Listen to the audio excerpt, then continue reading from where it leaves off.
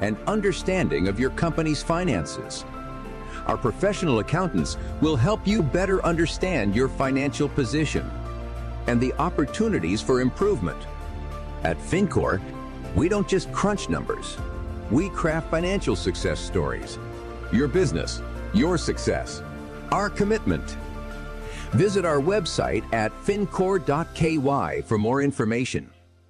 For the Record, proudly brought to you by Coca-Cola, available across the Cayman Islands from Tortuga Distributors. Accept no substitutes. Taste the feeling with Coca-Cola. Brand Source Home Gallery, inspiring luxury. And JN Money. From abroad to yard. Fast, affordable, convenient. Doctor's Hospital. Peace of mind is important when life happens. Doctor's Hospital, always there for you. Call 949-6066. And Cayman Airways. Call them on 949-2311 to book your nonstop flights to Los Angeles and Panama. And now, Barbados. And Digicel, Cayman's bigger, better network.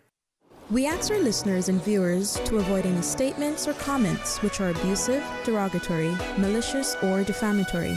Do not use indecent language or make any statement that is false or misleading. Call 1-800-534-8255, 949-6990. 949-8037 or WhatsApp us on 925-3261. Live from Radio Cayman Studio. This is For the Record with Orrett Connor. Hear from your government officials, independents, and the opposition on issues that matter to you. For the Record. Engage in an open dialogue between residents and lawmakers. With Orrett Connor. Informative, impartial, insightful. This is For the Record. For the Record. 1-800-534-8255. Your calls, your input. This is For the Record. And now, your host, Orrett Connor.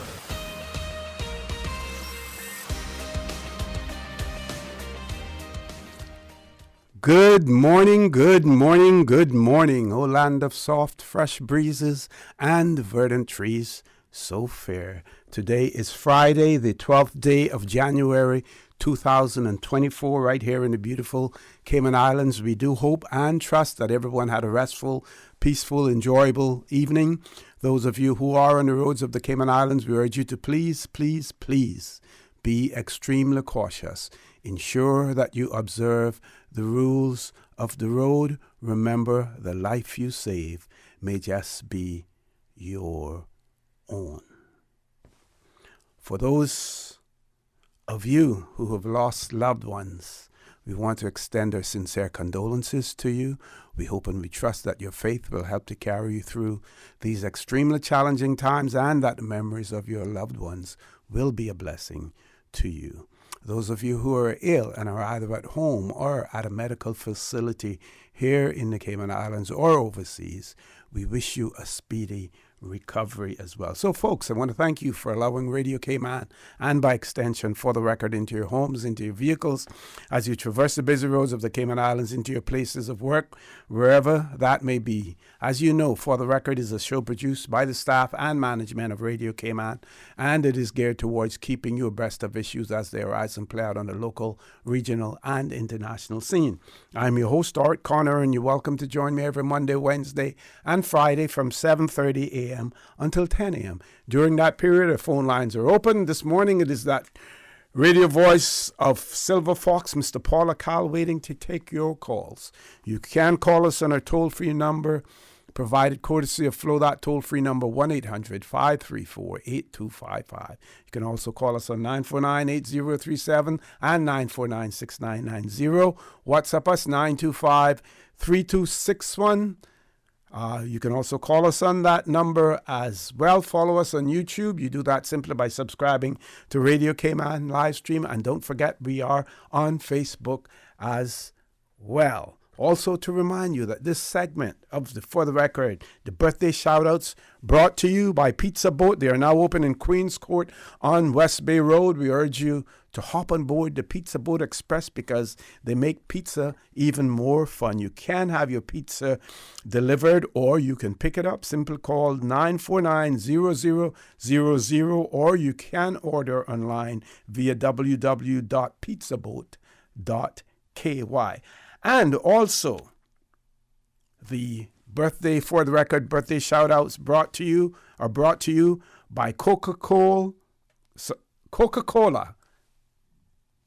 With the same great taste, the same great feeling. Coca-Cola, proud to support you on your birthday as well. So we were thankful for our additional sponsor, Coca-Cola, this morning as well. So let's look at not only this morning, but every morning that the For the Record is on. So let's look at the birthdays taking place today. The 12th of January, Mr. Chris McCoy celebrating his birthday today. Mr. Nigel Hilton also celebrating a birthday today. Celebrating birthdays tomorrow, Miss Juliana Black, Mr. Ashley Ebanks, someone with the moniker Timeout K-Man, Mr. Victor Johnson also celebrating his birthday tomorrow, and Miss Sharon M. Ebanks celebrating a birthday tomorrow as well. And then later on in January, Miss Anita Kelly on Sunday the 14th of January, Irvin Hernandez also on the 14th of January, Tim Grizel on the 4th of January, Dalton Errol Watler Lyons also on the 15th of January, that is on Monday, and Jane Ebanks also on the 15th as well. And I have left the best for last because also celebrating his birthday today and right here in the studio with me, none other than Dr. Steve McField. Doc, good morning. Welcome to For the Record. Happy birthday to you. I hope that I look and I feel as well as you look, and I know the way you feel as well when if I reach your age. I hope I'm able to reach your age and be, as versatile and as knowledgeable as you are. Happy birthday, sir. Thank you, Mr. For the Record, and for your gracious comments. We come from the old school. We are product of the last vestiges of the old great Caymanian heritage, yes. And we are also students of the world. And we understand. We traveled and we lived in other metropoles. We live in some of the worst metropoles in the world. Tougher ones, yes. The tougher ones, and we know. And it's so great to be here on my birthday, and I never thought about it until last night. Yes, to have this great opportunity to be here on my birthday with so many great people. And I really didn't know that people thought about me the way they do. I never thought about that because I always was very pessimistic about how people thought about me.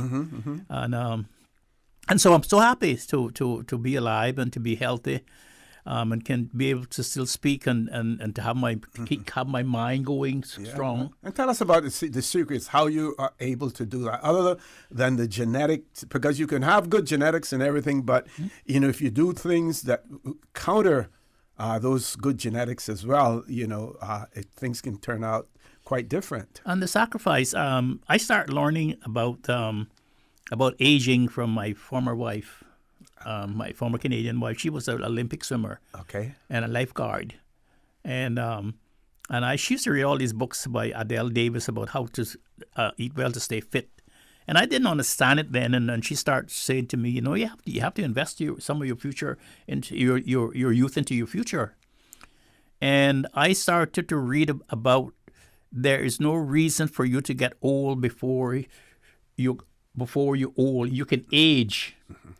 And then I start reading all those things, and I cut out a lot of the stuff that they have on the shelves in the supermarkets and all the stuff that only makes money for them, mm-hmm, mm-hmm. But it's not beneficial to your health. No red meat, no sugar, no salt. Exercising 3 times a week. No alcohol. Mm-hmm, mm-hmm. I don't even take in juice that I'm from the shelf and stuff because they have a lot of sugar and so many additives in it. Uh-huh. I drink only water, and I blend things like onion, ginger, garlic together, mm-hmm, mm-hmm. And I have tea every morning. I get up and every evening with that from that, and I use. And how late at night do you eat? Not after 6 o'clock. Okay. Before 6 o'clock, I have to have the last meal, mm-hmm. And I use in my tea. I use a teaspoonful of honey, mm-hmm, mm-hmm. and a half of a lemon juice, a lemon squeeze in that, and that's my liquid. Mm-hmm. And of course, I drink about 8 to 10 glasses of water a day. To keep my body going, and those are some of the things that I do. And I take my 4 big vitamins: vitamin A, vitamin B, vitamin C, and vitamin D. Okay. A, B, C, and D. I take them regularly to keep, because one of the things I learned about aging is that genetically, after a certain amount of years, and after a certain amount, remember now we were all food gatherers before we got into communities and start living together as families.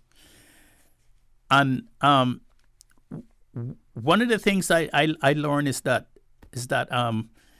you have to try to keep going and keep the cells from reproducing. After a certain amount of years, wear and tear, the cells stop to reproducing, and that's when you start getting wrinkles, and you start aging. Your skin start looking bad and things like that. If you can not prevent it, but you can prolong that from happening. And that's what we see nowadays as well. You have this cell replacement therapy and stuff like that taking place. Okay, we got to go to a commercial break. We have a caller on hold. We will take that caller as well. But to remind our listeners that this segment of the For the Record birthday shout-outs this morning, and in particular to Dr. Steve McField, who's celebrating his birthday today, brought to you by Pizza Boat, now open in Queens Court on West Bay Road. Also by Coca-Cola, same great taste, same great feeling. Coca-Cola, proud to support your birthday shout-outs. Folks, we do have a caller. We will take that caller as soon as we return from the commercial break. Please stay tuned. For the Record, we'll be back shortly. The Cayman Islands boasts of a long, colorful, and rich history. In tribute to our roots, Radio Cayman, the voice of the Cayman Islands, is pleased to bring you the Historical Vignette Series, brought to you by Rotary Central. For more than 110 years, Rotary members have used their passion, energy, and intelligence to take action on sustainable projects. The Cayman Islands, He hath founded it upon the seas. Frances Louise Bodden, MBE, JP, 1903 to 1978. Miss Frances Bodden, sometimes called the Mother of Israel, was perhaps the best known and best loved woman in Grand Cayman for several decades. She served as secretary to successive commissioners and as general factotum at the government office, to whom everyone went for everything. She was a pillar of the Emsley Church, teacher, preacher, Women's Guild, and Girls' Guildry leader, and right hand to the minister. She was a Cub and a Scout commissioner, as well as an executive member of the Girls' Brigade. She was a justice of the peace, serving in both juvenile court and the higher court. Miss Francis was even the collector of agouti heads when the government paid a bounty for each agouti killed because of their destruction of vegetation. Georgetown's only telephone was in Miss Francis' house in Georgetown, which she kept as a boarding house. Among her boarders was the Reverend George Hicks after his retirement. Radio Cayman's historical vignettes was brought to you by Rotary Central. For more than 110 years, Rotary members have used their passion, energy, and intelligence to take action on sustainable projects. Register, get your clues, start your engines, find the answers. The Rotary Central Gumball Rally is just around the corner. Exciting questions, exciting answers, exciting prizes for rally car theme, rally preparation, gumball rally spirit, accuracy, and more. Find the finish line and win prizes. Saturday, February 10th, 11:30 a.m. for on-site registration. Start location, Cricket Square, Georgetown. Only $125 per car, a team of 2 to 4 persons. Pre-register for this most exciting scavenger hunt at RotaryCentralKY.com or call 936-1344 for guidance. The Rotary Central Gumball Car Rally, a fun event, not a race event. Proceeds address projects around mental health in the Cayman Islands. Rotary Central Gumball Rally, helping create hope in Cayman and the world.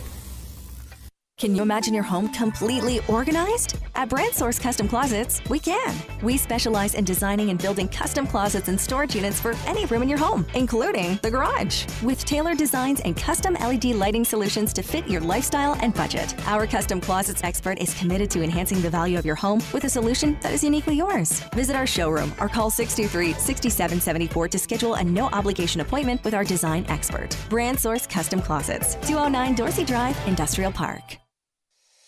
Ladies and gentlemen, have you heard the news? Digicel is back with exciting offers that are too good to resist. Activate one of our brand new prepaid or postpaid plans today and experience telecommunications like never before. With more data, dedicated entertainment options like Netflix, YouTube, Spotify, and endless social text data for all your favorite platforms. Digicel is here to make sure you stay connected and entertained. Whether you are on a prepaid or postpaid, you will also enjoy dedicated roaming data for the USA, Canada, and the Caribbean. It's all about value, and Digicel has got you covered. You know, as a little girl, I dreamt of traveling to faraway places and foreign lands. I tell you what though, no more dreaming. I go in flying with Cayman Airways. How blessed are we in the Cayman Islands to have a very own national airline? Girl, you can fly to so many international destinations without the hassle of connecting flights. On top of Jamaica, Cuba, and Honduras, you got non-stop flights from Cayman to New York, Miami, Tampa, and even Denver, Los Angeles, Panama, and child, they now have Barbados.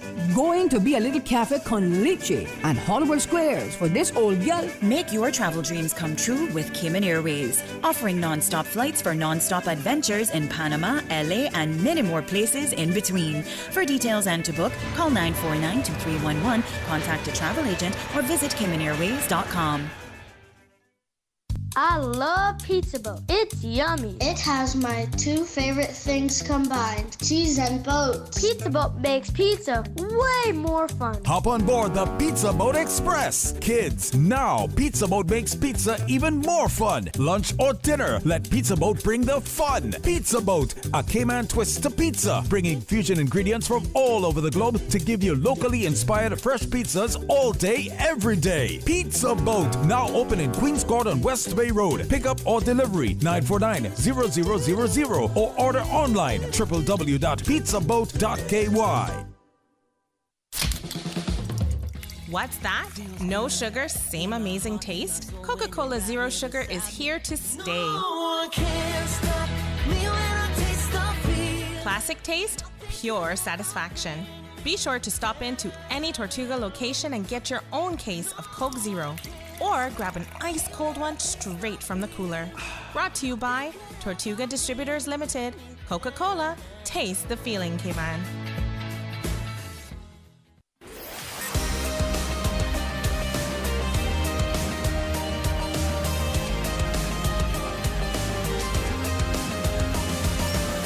This is For the Record.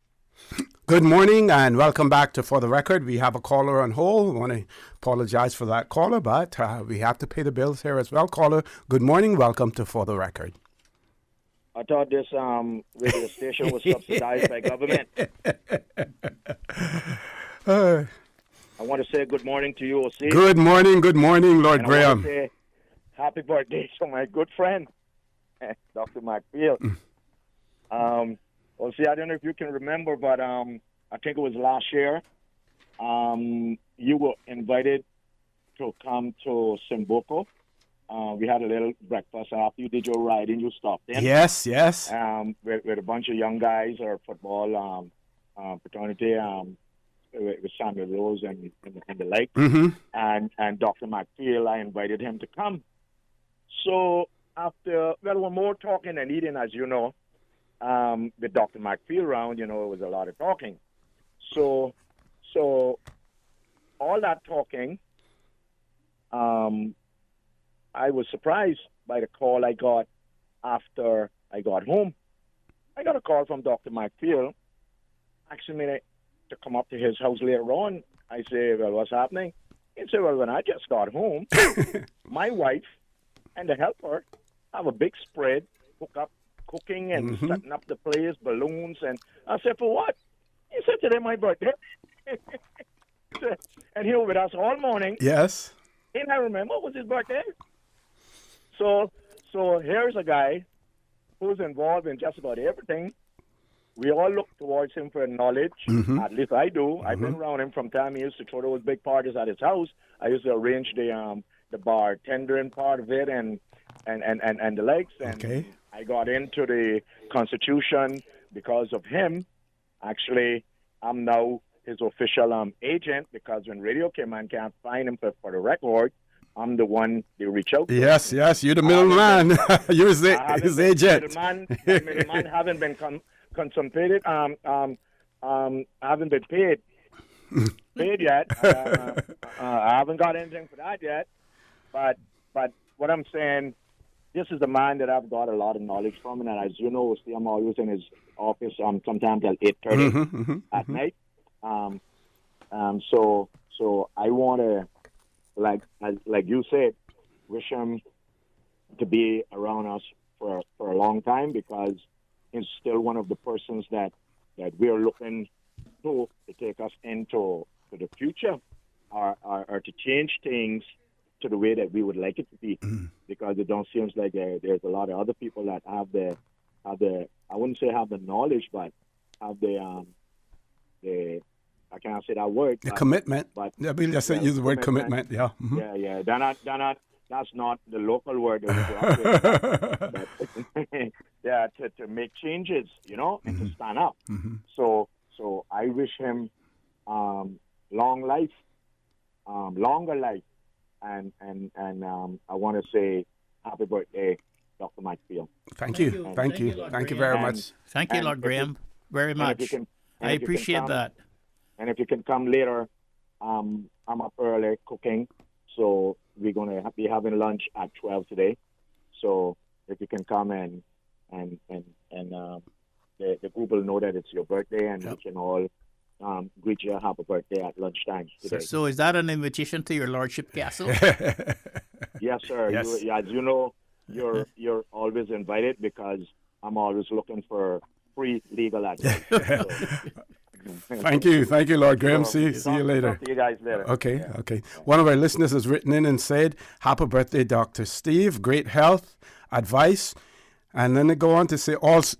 They say also there's a new Cayman Health Program promoted on the news this morning with Mr. America this morning, but it had no registration information. Could they update it for the evening news? So we'll pass that on to manage the news people as well. Let's try to grab one more caller. Only 2 minutes before we go to the 8 o'clock news. Caller, good morning. Welcome to For the Record. Good morning, OC. Good morning. How are you? My good friend, Mr. Steve also. Okay. Good morning, sir. Very proud of you. Thank you. And I wish you to see many more. Yeah, I hope to be around. So, well, it's not going to be. My demise is not going to be for my own making. I can tell you. Yes. Well, I hope God continue to bless you and keep Thank you. You're a man of your word, and you're outspoken, and glad to have you around. Thank you. Although, I think you know who it is, though. Yeah. Yeah. Mm-hmm. Good. Oh, so you know who it is? Oh, of course. and tell Lord Graham say that he equipment manager will be up there today. Yes. Okay. Yes. Okay. All right. Thank you very much. We have another request here for a birthday shout out. Third birthday to Freya and Lincoln. They're celebrating their birthday tomorrow. So Freya and Lincoln, happy birthday to you tomorrow when it comes as well. Folks, after the 8 o'clock news, we're going to have the Premier, the Honorable Juliana O'Connor Connolly, as well as Minister Katherine Ebanks, Wilks, and their support staff in the studio with us this morning as well. So we want to let you know that they will be here in the studio with us after the 8 o'clock news. Paul, you ready for me now for the 8 o'clock news? Folks, top of the hour, 8 o'clock news. When we return, the conversation will begin with the Honorable Premier, the Honorable Juliana O'Connor Connolly, as well as Minister Katherine Ebanks will. So don't change that dial. Please stay tuned. For the Record, we'll be back immediately after the 8 o'clock news. Radio Cayman time check now, 8 o'clock. This time check brought to you by our friends at Foster's. When you're on the go, the experienced team at Foster's Pharmacy are here to help. Drop off your prescription while you shop or WhatsApp us and we'll prepare it, ready for your arrival. Whether you need prescription or over-the-counter medications, blood glucose testing, or advice on vitamins and supplements, we're here early in the morning to late at night. Both of our locations at our Camana Bay and airport stores are open 7 a.m. to 9 p.m., Monday to Saturday. For more info, visit fosters.ky/pharmacy. Foster's Pharmacy. Better health because we care. The voice of the Cayman Islands. 89.9 FM in Grand Cayman and 93.9 FM in Cayman Brac and Little Cayman. Silver wings shining in the sunlight. Radio Cayman. The 8 a.m. news is brought to you by ValueMed Pharmacy. Save time and order your prescription refills online at value-medpharmacy.com. VALU-medpharmacy.com. For today's biggest news. Radio Cayman, the voice of the Cayman Islands.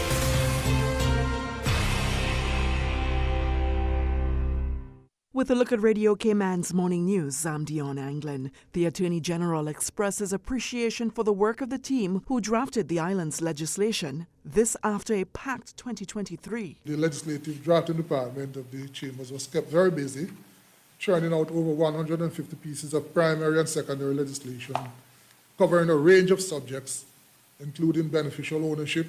During the opening of the Grand Court this week, the Honorable Samuel Bulgin outlined a number of pieces of legislation aimed at addressing the constantly changing needs of our society. Measures for the protection of children under the Children Act, adoption, matters of merchant shipping, as well as Proceeds of Crime Act. This year, my lady, we are hoping to reform the Firearms Act to further streamline the powers of the Coast Guards and to deal with issues such as ghost guns. Mr. Bulgin says in 2024, they are also hoping to complete some much, quote, needed reforms to the Standard in Public Life Act as well as the Evidence Act. In other local news, a man who pleaded guilty to aiding and abetting armed robbers could face a Newton trial after the prosecution's office say they no longer accept his guilty plea. Radio Cayman's Jevy Ebanks explains. Dwayne R. Thompson is currently awaiting sentencing at His Majesty's Prison Northward after he pleaded guilty back in 2023 to aiding and abetting and other charges related to a 2023 robbery.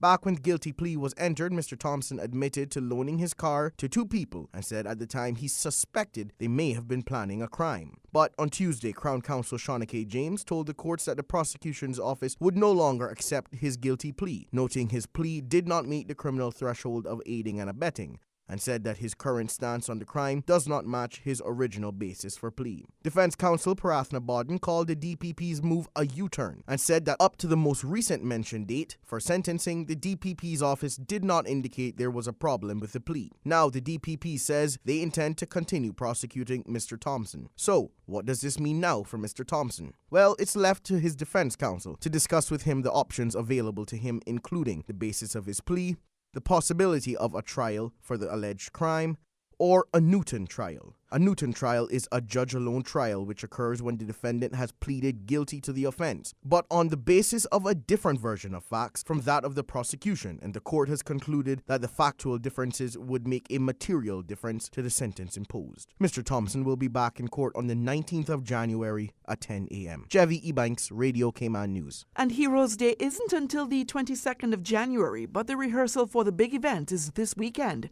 As a result, there will be road closures on Saturday, January 13th from 6 a.m. to 9:30 a.m. The affected roadways, Fort Street through to Albert Panton Street and Edward Street up to Dr. Roy's Drive. The RCIPS advises motorists to exercise caution when traveling in these areas during these times. Now for a look at news from around the world, here's the BBC. BBC News with Moira Alderson. The Houthis have said that British and American strikes against them in Yemen will not go without punishment or retaliation. The group says 5 of its fighters were killed.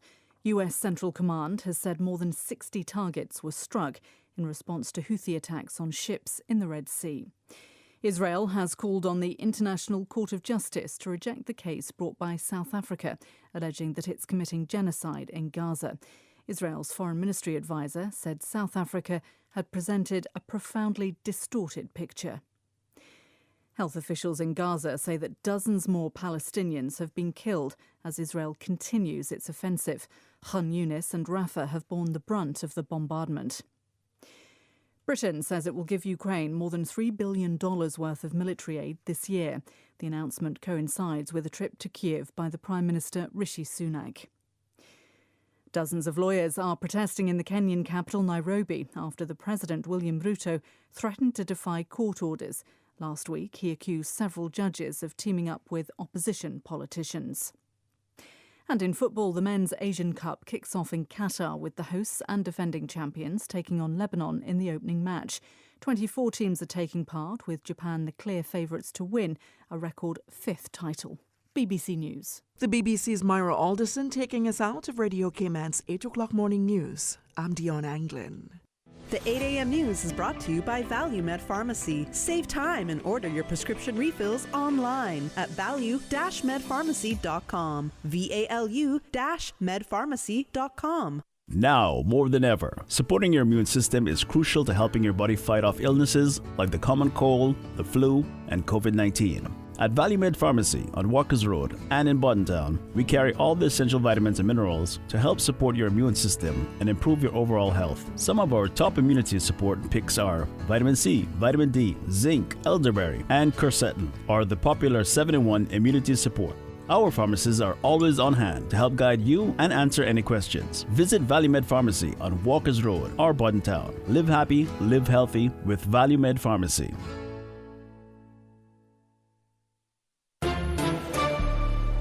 Stay in touch with Radio Cayman with the latest up-to-date, accurate news and information. For your convenience, the headline news will be repeated on our sister station, Breeze 105.3 FM, weekdays at 8:30 a.m. Follow Radio Cayman on social media, Facebook, Instagram, Twitter, or download the Radio Cayman app in the App Store or log on to www.radiocayman.gov.ky and stay connected to what's happening in the community. Radio Cayman, your voice, your choice, your radio. In life, the more you have to lose. The more you love, the more you worry. The more people rely on you, the more you have on your mind. I have peace of mind, knowing that whoever I care about is protected by the very best. With Sagicor Life of the Cayman Islands, you'll have critical illness coverage and life insurance to help you protect what matters most. Call 949-8211 for more information. The Ministry of Education invites all eligible Caymanians to apply for its overseas scholarship for the 2024-2025 academic year. To apply for an overseas scholarship or learn more about the various scholarship offerings, please visit the Scholarship Secretariat Unit's online scholarship application portal at www.moescholarships.gov.ky. Applications close on Wednesday, 31st of January, 2024. Taking a very quick look at your weather this morning. It's mostly sunny on the outside. Present temperature 81 degrees, but it feels like about 84. Winds are out of the southeast at 13 miles per hour. Relative humidity 75%. Barometric pressure is at 29.91 inches and falling. Last night's low was at 80 degrees Fahrenheit. Moderate southeasterly winds and seas are expected across the Cayman area for the next 24 hours as a stationary front continues to weaken over the Yucatan Channel. Our forecast calls for partly cloudy skies, 20% chance of showers. Temperatures will rise to the mid-80s. Winds will be southeast at 10 or 15 knots with higher gusts. Seas will be moderate with wave heights of 3 to 5 feet. Looking at later on this evening, partly cloudy skies, 20% chance of showers. Temperatures will fall to the mid-70s. Winds will be southeast at 10 or 15 knots. Seas will be moderate with wave heights of 3 to 5 feet. High tide is coming up at 10:41 this morning. It will be low at 4:55 this afternoon. High at 10:16 tonight. The outlook is for similar weather conditions through Sunday morning as a second cold front currently over the northern Gulf of Mexico is expected to drift to the Yucatan Channel. That's your latest weather right here on Radio Cayman.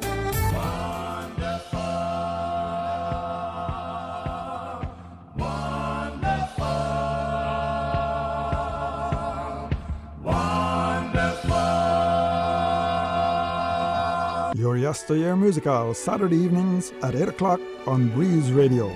Entertaining, enlightening, and inspirational. Topical with CI cultural and heritage flashbacks. And the wonderful music of yesteryear, from the Thomas Edison era to the recent past. Your Yesteryear Musical, Saturdays at 8 p.m. on Breeze Radio, 105.3 FM in Grand Cayman, and 91.9 FM in Cayman Brac and Little Cayman. The traffic report is brought to you by Subway. Enjoy a delicious start to your day with breakfast from Subway. And by National Road Safety. Be empowered. Help make our roads safe. Take the road to zero. Say no more to road fatalities in 2024. From boat days to beach gatherings, leave the catering to Subway. Choose from small and large sandwich platters, double meat wrap platters, and top it off with optional cookie platters for dessert. Or ask about our Subway box to go with the option of 6-inch or foot-long sandwich, 1 cookie, and 1 bag of chips for all occasions and celebrations. Let Subway focus on the food so you can focus on the fun. Visit subway.ky for catering options. Subway. Eat fresh. Once again, good morning, my friends. Let's quickly take a look at the traffic. Compliments of our friends at Subway and the National Roads Authority. Of course, got some traffic buildup in the Georgetown area, looking out from Jose's gas station on along Crew Road in the westbound lane as you try to head on to Shedden Road and continuing on to Roberts Drive. Those continuing on to the Smith Road Junction. And of course, traffic along Huldah Avenue as well, heading towards the C&B roundabout. And of course, getting onto the Thomas Russell Way, some continuing on. We'll run into some traffic as you get into the Butterfield roundabout, which is usual traffic expected there. Shedden Road, we got some light traffic, similar with some traffic along Eastern Avenue, moderate flowing traffic. And of course, traffic feeding in from Godfrey Nixon Way into the Eastern Avenue area. Looking at the Seafarers Way, Northchurch Street, Southchurch Street, leading up to West Bay Road. Got moderate traffic there. We have one cruise ship in port, so expect some visitors ashore as they get about through the Georgetown area.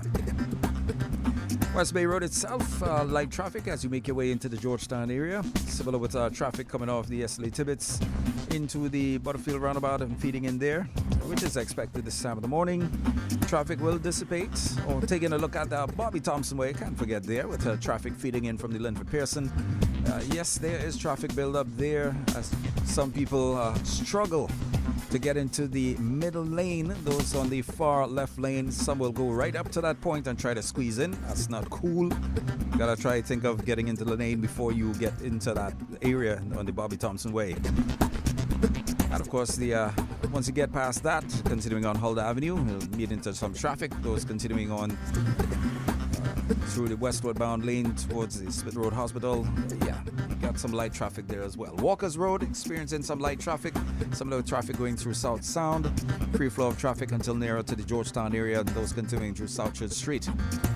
Well, my friends, that's your traffic update. Brought to you by friends at Subway, National Roads Authority. Speeding is the highest cause of fatalities on Cayman's roads. Brother, watch how fast my new car goes. Got it.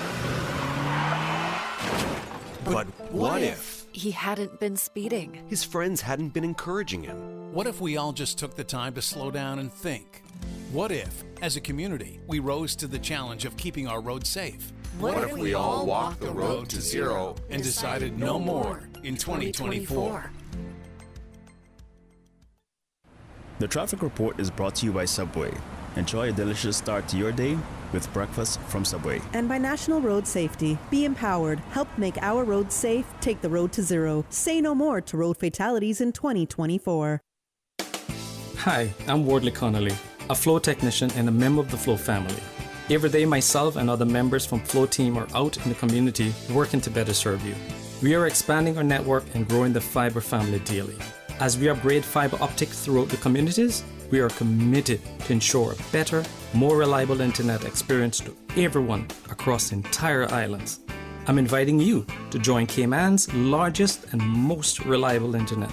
Visit one of our stores near you or go online to discover flow.ky. We look forward to serving you. Beach and Reggae Sundays on Breeze 105.3 FM from 2 p.m. to 6 p.m. Brought to you by Healthcare Pharmacy, where they care about your health. 2 locations, Governor Square and Grand Harbor. Governor Square open Monday to Saturday, 9 a.m. to 6 p.m. Grand Harbor open Monday to Saturday, 8 a.m. to 10 p.m. and open on Sundays, 10 a.m. to 6 p.m. Call 947-8900 or visit healthcarepharmacy.ky. Tune in every Monday through Friday at 12 p.m. for Radio Cayman's Midday Newscast. Radio Cayman, the People's Station, your trusted official source for the latest news. The 12 p.m. news is proudly brought to you by Health City Cayman Islands. World-class healthcare within your reach.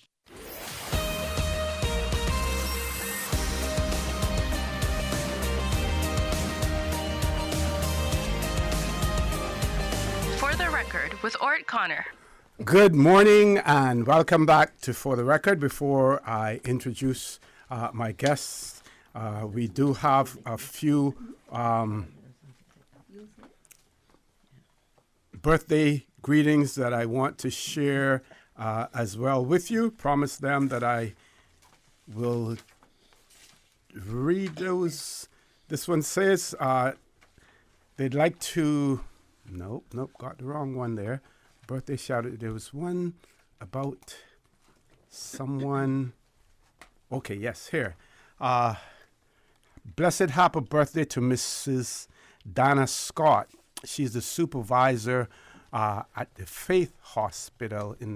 So happy birthday greetings are going to Miss Dana Scott from the housekeeping staff at the Faith Hospital right there in the BRAC as well. It is my pleasure to have in the studio with me this morning now, as I told you earlier, the Premier, the Honorable Juliana O'Connor Connolly, Minister Katherine, Ebanks, Wilks, and their support staff as well. Before we have them talk, we know that the Premier always like to start these discussions with a prayer. So, Premier, I'm going to invite you to bless us with a word of prayer before we start our discussion. Thank you very much indeed. Good morning, all. Father God, we just want to pause once again to thank you for your faithfulness, which is new every morning. Lord, we thank you for this opportunity yet once again to come on Radio Cayman, to be able to share our aspirations, our goals, and listen to our constituents through this national radio station. Lord, we thank you for all that it stands for, all that it represents, the staff and the diligent work that they do. We pray that you continue to bless them and give them success and productivity each and every day. Lord, we pray for those in our community who have started this new year without a loved one. We pray you comfort them, surround them with your arms of love, your grace and your mercy. And Lord, we pray for a special application of your divine wisdom, knowledge and understanding this morning for all the participants here, so that we can impart the knowledge, Lord, from the cradle, as it were, to those who are much more mature citizens within our community, those that are from here, those that are visiting, so that we can have a united country, Lord, which would continue to be the envy of the world, not in a very prideful way, but, Lord, in an accomplishment way, so that we truly can say that we can look to the hills from whence cometh our help, because our help comes from the Lord. We thank you, we praise you. We ask it in other name, by the name of Jesus, with thanksgiving. Amen. Amen. Thank you very much, Premier. And while you have the mic, I'm going to give you ask you to please introduce the rest of the staff, your staff, and then Miss Katherine can introduce her support staff as well. Thank you very much for this opportunity. I have with me Wilbur from Easton. I always call him McLaughlin because he is family to them. Is actual welcome. Mm-hmm. And to me, it's most welcoming to have him on my team. And a rising star in the civil service, I must say. He is indeed, for that observation and recognition. He is currently, and I say currently, the acting chief officer. I still call him the chief officer, and I still have that audacity for hope that the persons who have that authority will not only recognize it but implement it before I make my departure, because he is an aspiration to young Caymanians in the system, and even those that are older, because he works assiduously and he's one of the few, and I say that without fear of contradiction, who when he says he's working remotely, I get scared because more work comes through the computer than when he's sitting at the desk. So it's my absolute pleasure and honor to have him as a part of my team.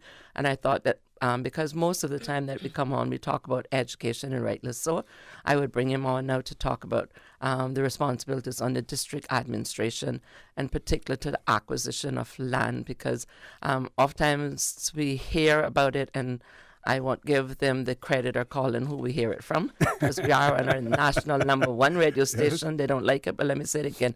The national #1 radio station in the Cayman Islands. And so we have been quietly yet legally acquiring land, not just for current use, but for use to come, because having sat on CPA and many other boards, I see what's happening in the country. And if the government not fill the gap of acquiring property for our future generations, I'm much afraid that our young and upcoming Caymanian, those in the middle age, unless you fall within the 1%, that you may be going back to the catboat sheds along the bay because you cannot afford to purchase it. Therefore, while I'm here, going to purchase all that money will avail itself to. And the Lord makes no mistakes when he makes the Minister of Finance. I will not spend it foolishly, but I can guarantee you at the end of the day, they will know who we are developing for Caymanians. Thank you very much, Premier. Minister Ebanks Wilks, over to you. Good morning. Welcome again. Thank you, and it's a pleasure to be here as always. Before I do my introduction, I just want to publicly wish Dr. Steve a very happy birthday. From myself and also from the good people of West Bay Central, who I know they enjoy listening to you when you join in on the show with Mr. O'Connor. With me this morning, I have Acting Chief Officer Neyka Webster. She is no stranger to the ministry. She's been working with the ministry for quite some time, and it has been an absolute joy to have her supporting me as I take on this role as Minister for Sustainability. And another rising star in the civil That service is as true. well. I remember Yes. when she was deputy CFO, Yes. working along with Mr. Matthew Tibbetts, who is now the accountant general, I think. Yeah? Yes, he is. She spent a short time with me. Wilbur actually saw her somewhere in the ashes and took her over to us, and she started to shine. And then it was time for her to move on. I regretted the move, but I'm never one of those who want to stop in the Caymanian from meeting their aspiration. And I too want to associate with the happy birthday wishes to Dr. Steve. OC will tell you that whenever I come on, I always ask for you to come on. And he always acquiesced to that request. And it's because I think that the persons, and I'm sure OC will agree, like OC and Dr. Steve are becoming few, except on Fridays when you go to Lord Graham's and you realize that there's still quite a few of us hanging around. Yes. But I want to spend time in whatever public forum I have, recognizing our Caymanians, because we're soon becoming a forgotten entity. And Dr. Steve, a lot of times in our caucus, you'll hear it being prefaced that I was there. Well, I want to have some of I was there moments with you and share your knowledge. And so we wish for you, as I've already done privately, a very blessed happy birthday. And as Sister Ryan says, may you live until I say die. Thank you, Madam Premier, and thank you, Minister, Honourable Minister Wilks. As I was sitting here just looking across to you ladies, I'm so happy to see that we have changed so 180 degrees from when I was growing up. I wish when I was growing up that I had the opportunity that you are given to the young people now who are coming forward and will form the next cadre of Caymanian people in the forefront. We didn't have that. And, I was just sitting thinking this morning when I came here, I think it's the affection that Ms. Wilks and the Premier has for my presence before them, but it's no coincidence. It seems to me that my life has always been shaped by women, great women. First, it was my mom, and then it was Miss Lila McTaggart-Shire, who encouraged me to read in the library, and then it was in my darkest hour. When I was down and out, there was a lady who stretched a hand out to help me. I remember when I got out of here and I got to Canada and I needed the $30 to be able to go. I couldn't get it from anywhere. And she came and she says, I only have $30 and I've given it to you.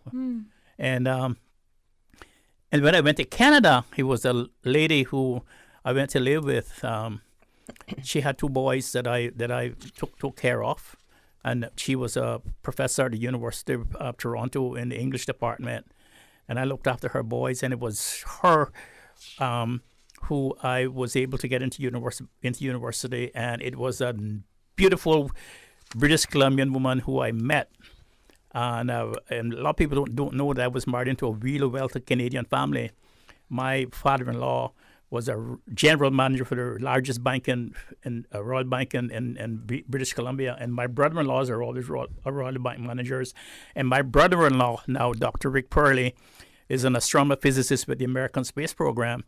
I left all that to come back to my country. I could have been in Canada working with the bank. I would have been retired now as a bank lawyer, and it was women here who gave me the respect that I thought that I needed, and that is the reason why I tout your name on the radio whenever I have the opportunity, because I find in the Premier and Honourable Minister Wilks the kind of moral high ground that I always wish that that the men in Cayman would take, and I'm so happy to be in your presence, and I really appreciate all the things that you have said about me.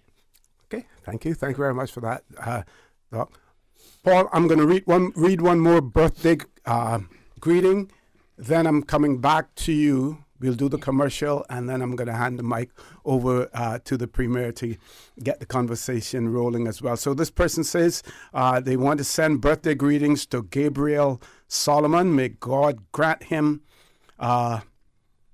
more than he has ordained. Gabriel's birthday was on the 11th of January. Greetings coming from his family. So belated happy birthday greetings to Gabriel Solomon. Folks, we're going to take a commercial break. When we return, the conversation with the Honorable Juliana O'Connor, Premier of the Cayman Islands, Minister Katherine Ebanks Wilks, and their support staff will continue. Don't change that dial. Please stay tuned. You're going to get it in the raw from our Premier and from the Minister as well. Please stay tuned. You know, as a little girl, I dreamt of traveling to faraway places and foreign lands. I tell you what, though, no more dreaming. I'm going flying with Cayman Airways. How blessed are we in the Cayman Islands to have a very own national airline? Girl, you can fly to so many international destinations without the hassle of connecting flights. On top of Jamaica, Cuba, and Honduras, you got non-stop flights from Cayman to New York, Miami, Tampa, and even Denver, Los Angeles, Panama, and child, they now have Barbados. Going to be a little cafe con leche and Hollywood Squares for this old gal. Make your travel dreams come true with Cayman Airways, offering non-stop flights for non-stop adventures in Panama, LA, and many more places in between. For details and to book, call 949-2311, contact a travel agent, or visit CaymanAirways.com. There you go, sir. Thanks for choosing JN Money Transfer. Boy, thanks to JN Money Transfer, I can stay right here in Cayman and pay mama bills back home in Jamaica. Her water, light, phone, and other bills never late. Every month I pay everything in one place. Make payments to over 30 companies in Jamaica through JN Money Transfer. Fast, affordable, convenient. Call 1-800-744-1163 for details. West Bay Pharmacy in Centennial Towers, a compounding story. I don't think people realize how pain creeps into your life. It has a way of robbing your strength. I really don't like taking prescription medication orally. West Bay Pharmacy in Centennial Towers. They understand. When it comes to compounded medication, it's personal. So whenever there's a problem with some medication or treatments that's not working right, then a physician will call me and say, hey, they're having bad side effects from this medication. Compounding pain cream changed the game. Made special for me. Significant pain relief in the form of a cream. That is a new experience for me. It's changed his life. It worked. Ask your pharmacist or healthcare provider about compounding at West Bay Pharmacy in Centennial Towers. Call 914-6449. Your dream home starts with a vision, and often inspiration is at the heart of that vision. Brand Source Home Gallery's in-house designers are here to help bring your vision to life. Whether you're remodeling or building a new home, Brand Source Home Gallery is your one-stop solution. Explore their kitchen cabinets, sinks, faucets, bath fixtures, tubs, vanities, and more. Let Brand Source's designers help and inspire you with your next project. Call 623-5000 and schedule an appointment with a design expert at Brand Source Home Gallery, Dorsey Drive, Industrial Park, serving Cayman for 50 years.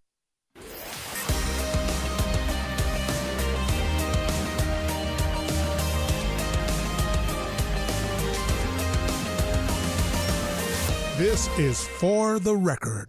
Good morning. Welcome back to For the Record. In the studio with me, the Honorable Juliana O'Connor Connolly, Premier of the Cayman Islands, as well as Minister, the Honorable Katherine Ebanks Wilks.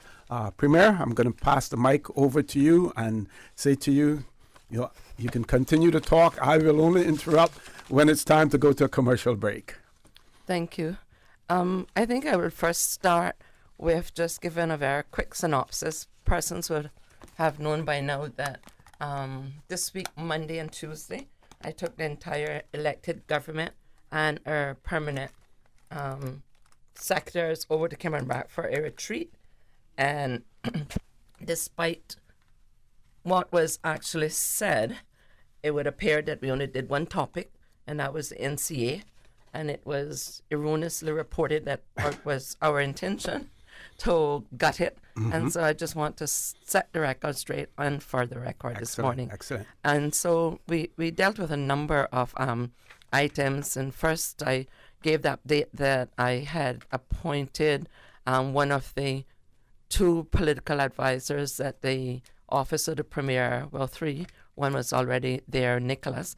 And that's in the person of Mr. Darrell Rankin from East End, who is no stranger to anyone. He is now my special political advisor in the ministry, and he got thrown in the deep end on Monday because Nicholas had COVID from the week before, and out of the abundance of caution, I asked him to stay off until an extra couple of days. And so Darrell came along and did what Nicholas would normally do for that meeting without any prepping. And I must say he did an excellent job. And then we also did look at a number of legislation that we need to amend and reviewed. And one of them was the NCA. And at appropriate time, the minister responsible and the other ministers will say exactly what we hope. Obviously, you know the procedure from being a previous cabinet secretary. We would review it. Caucus will go through. We will take further advice on it. And we'll then do the drafting instructions. Once it's drafted, then we'll move on to public consultation. For the most part of it, there's some easy parts of it where we see conflicts of interest, where persons carry out administrative duty but also sit as voting members. And we know, according to the PA, that's not what the intention of it is. There is some debate out there, and that's why we're seeking further legal interpretation, because although I'm a lawyer, I'm not the government's principal legal advisor, so I resist that temptation. But we believe that in order for the environment to be properly protected, it also has to include a consideration of the Caymanian people. I think that it was never the intent that the National Conservation Law would be so executed in such a unilateral fashion that the people that you're hoping to preserve it for are feeling the pinch of a size 6 shoe when it should be a size 9 shoe. And I'll leave those comments there. We also looked at purchasing more local artist work. We have some excellent artists within our community, and they struggle to make it because of the liberal occupation that they desired. So the government has agreed that they will pursue. In fact, we've purchased one that's been sitting on the 5th floor of the Glass House for a number of months. We purchased that about 2 weeks ago and made one East End local artist. Miss Carmen Conlon was happy person for Christmas. And we've asked Henry Matu to look at the rest of her artwork because we think that she's yet another example or certainly in power of Miss Lassie, and that work has begun. Person who's also know of Al Ebanks. Ebanks, yeah. He's had a piece of artwork sitting at Government House in Mr. Gore, I believe it was said, and he was able to produce correspondence that government had undertaken to pay him for it. And as of today, he has not yet been paid. So we made a decision that would make that wrong right and that we would be purchasing that. He'll get interest as well. Well, let me put on now my financial minister hat and said he will get interest in his artwork because it will finally be purchased. I don't know about the simple or compound interest, but he is getting a fair price, which he is satisfied with. And then we also looked at the referendum. You know, there were a number of languishing topics that was a unanimous vote in Parliament for the referendum. We got Mr. West Howell to come over and to talk about the boundary report because that's also languishing in the 5th floor. And I know as Premier I have a responsibility to bring it now that I am the Premier, and we will be bringing it to the House, and we will be making statements to that effect when we bring it.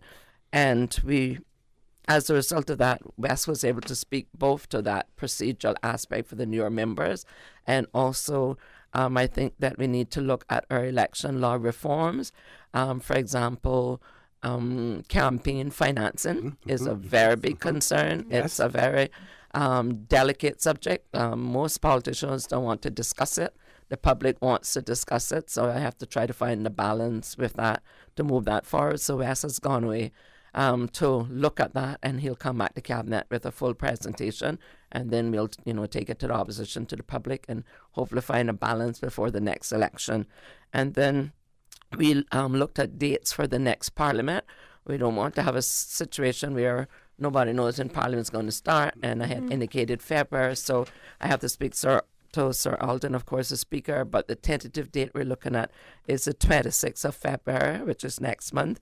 There'll be a number of pieces of legislation coming, including but not limited to the Tenancy Act we're hoping to get before Parliament. We also had discussions about upcoming Heroes Day, and I had discussion with the Cabinet Secretary, and we thought that since we did not do Heritage Day for whatever reasons, and I don't particularly know all of them because I wasn't active or passive participant in that decision, but the government, you got collective responsibility. But now that you have a say, I try to remedy that by saying that we would do the Heroes Day in the morning as usual. Hopefully it'll be much shorter. There's about 100 or less recipients. We'll take a break in about 4 o'clock that afternoon. We'll come back in central Georgetown to try to do a true revitalization of the town.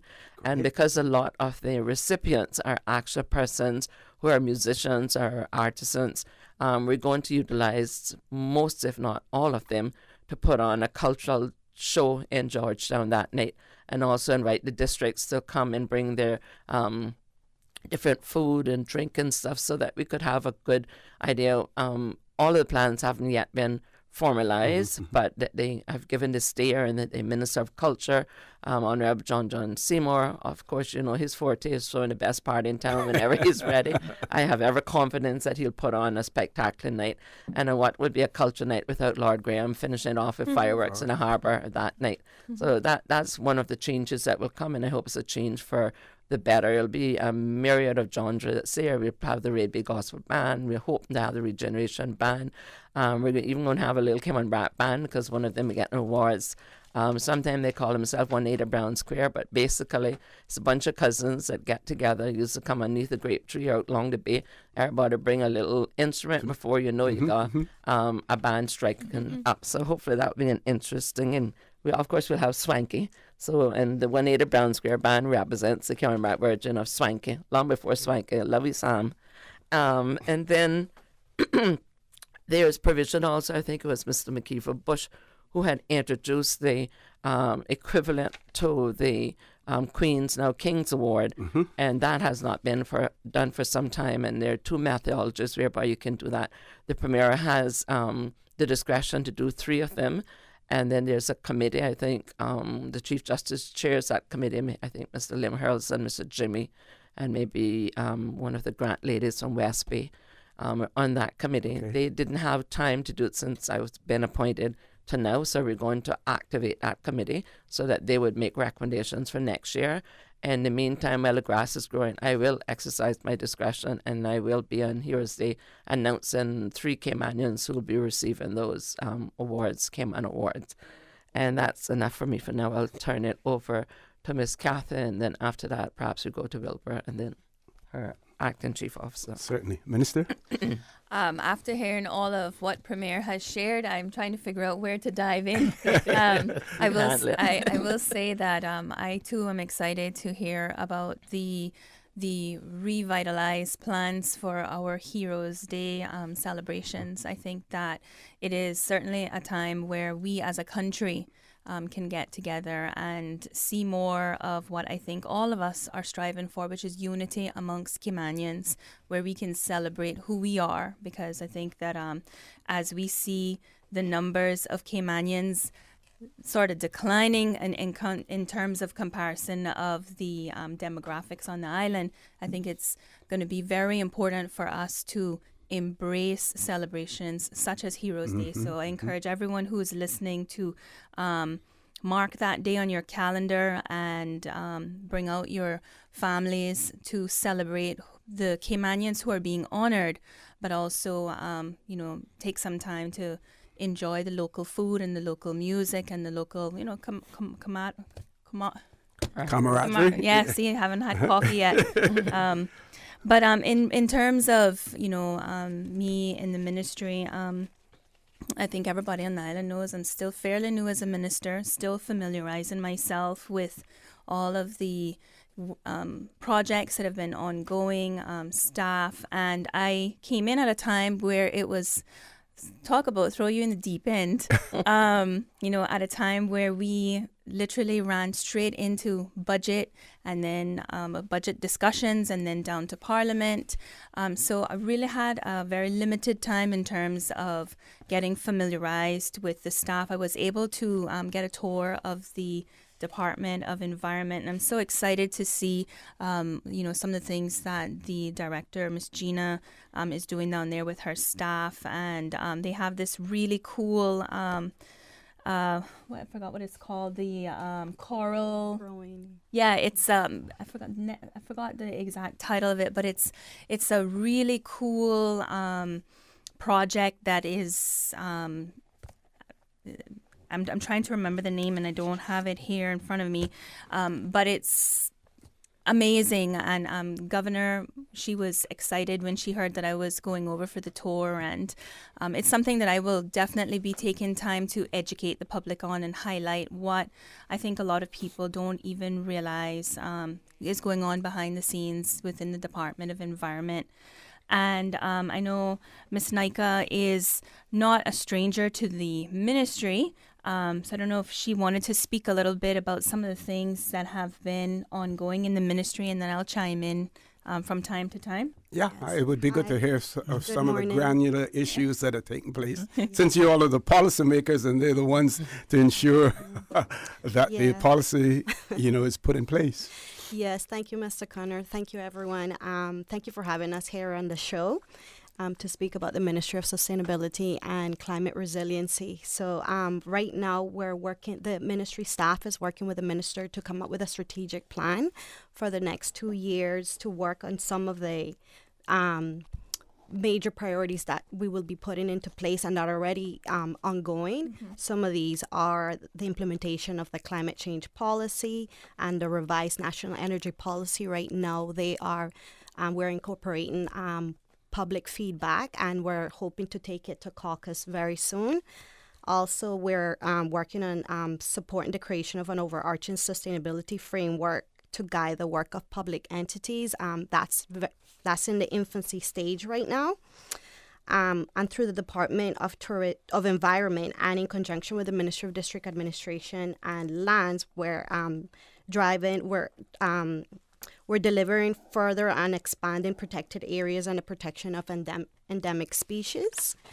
Also, we just inherited the Gender Affairs Unit, and we're looking at the national policy in gender equity and equality to revise that as well, and reviewing and making recommendations under Gender Equality Act.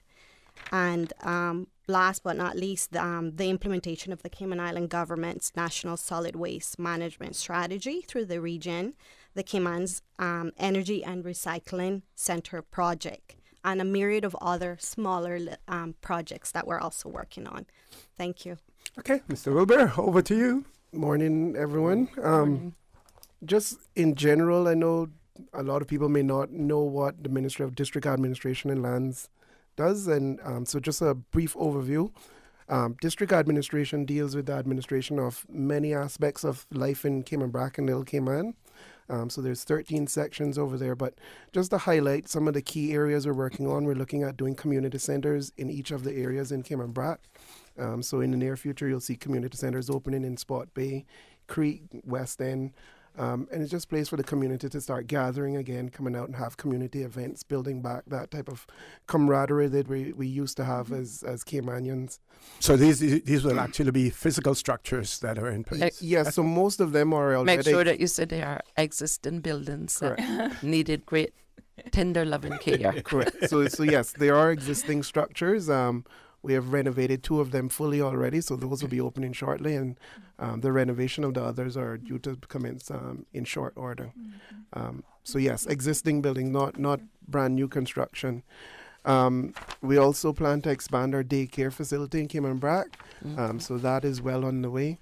And another project that we're super excited about in Cayman Brac and Little Cayman is the expansion of a accommodation building, which will facilitate major capital projects and also provide a legacy asset for the Cayman Islands government to do a myriad of things, including sports tourism, government retreats, you name it. So right now, as you may or may not be aware, we have two major hotels in Cayman Brac, but they largely cater to dive tourism. Okay.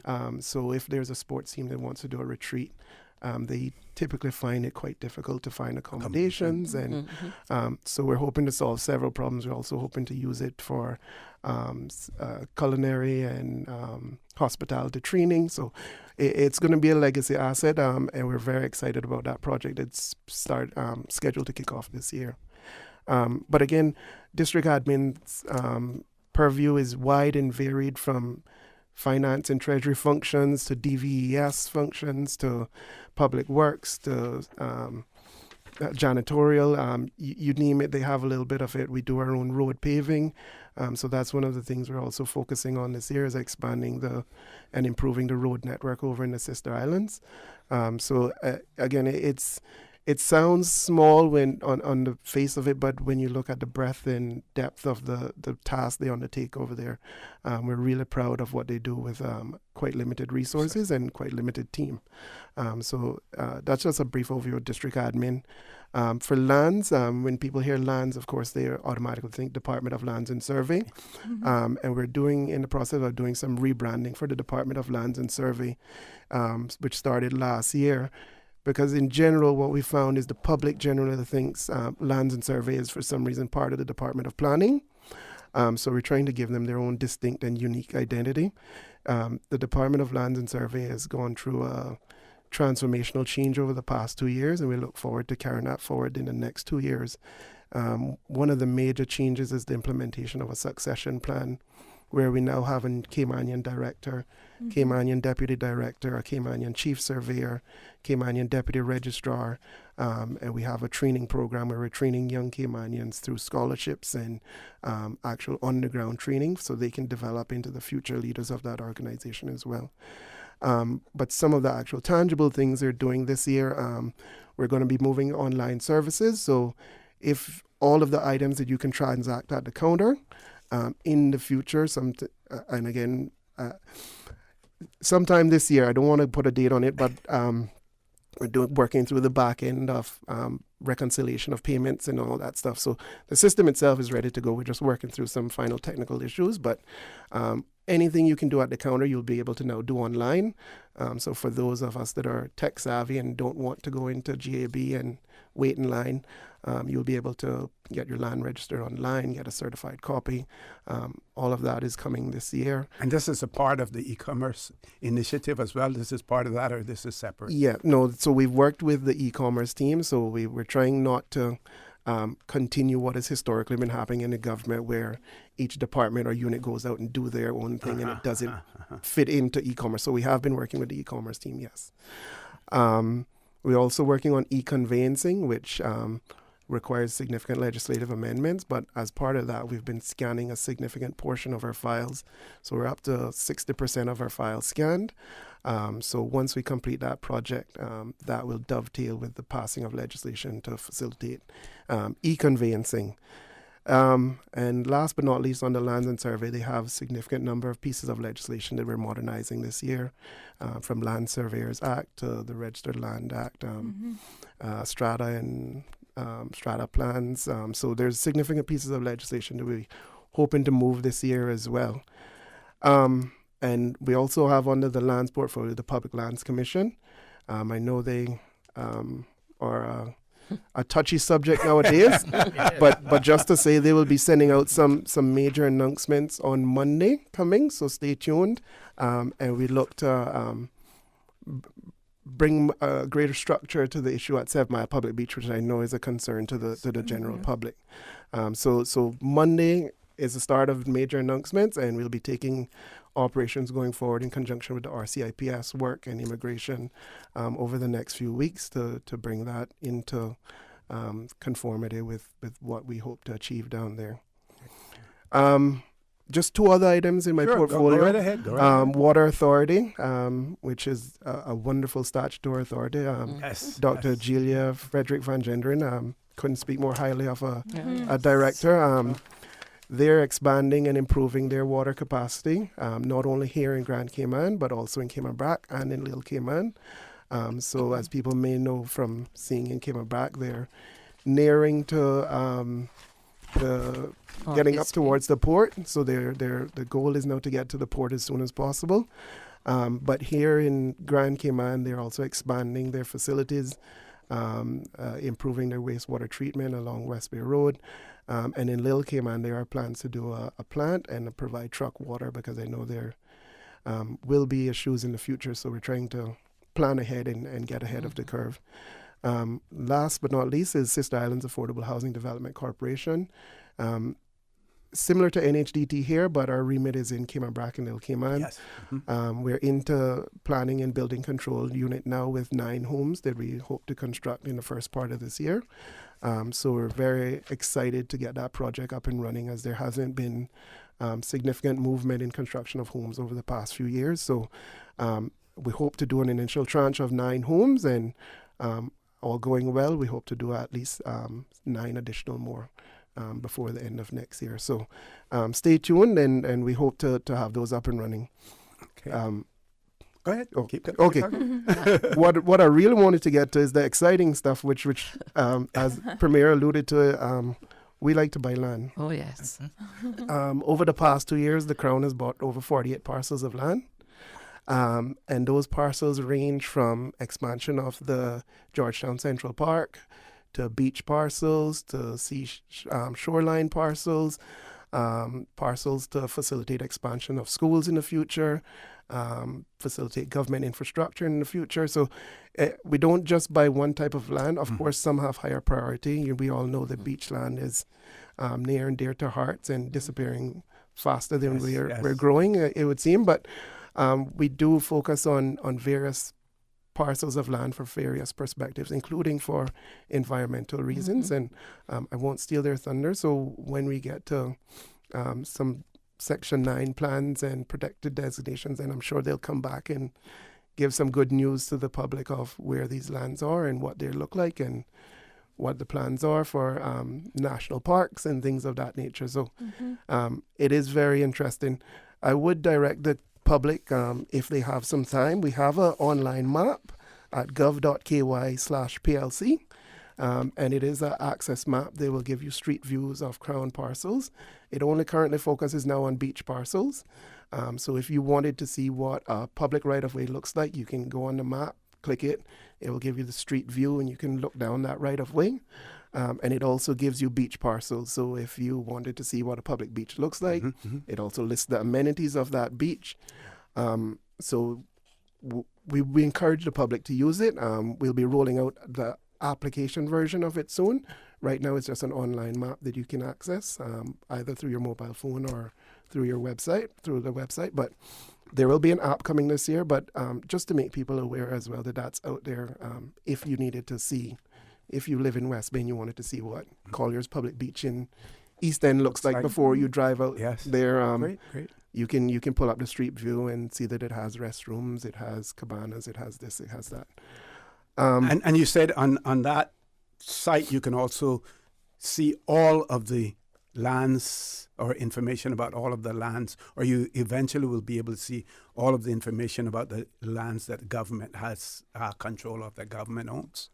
Just beach lands. Just so beach lands. Beach for or now. coastal lands. For now, correct. No, yeah. But yes. eventually the plan is to update it to add all Crown parcels. Okay. Yeah, and while we're on that note, we do have, I know there's been talk about some of the billboards we've put up.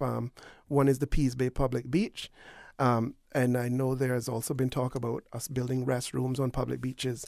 I just wanted to make clear that the Crown is also acquiring beach land that we plan to leave in its natural state, so that there are beaches for every type of activity that you want to do, whether you don't want restrooms and you just want to walk amongst the bushes, that is fine. We will have beaches for that. There are beaches that will have restrooms.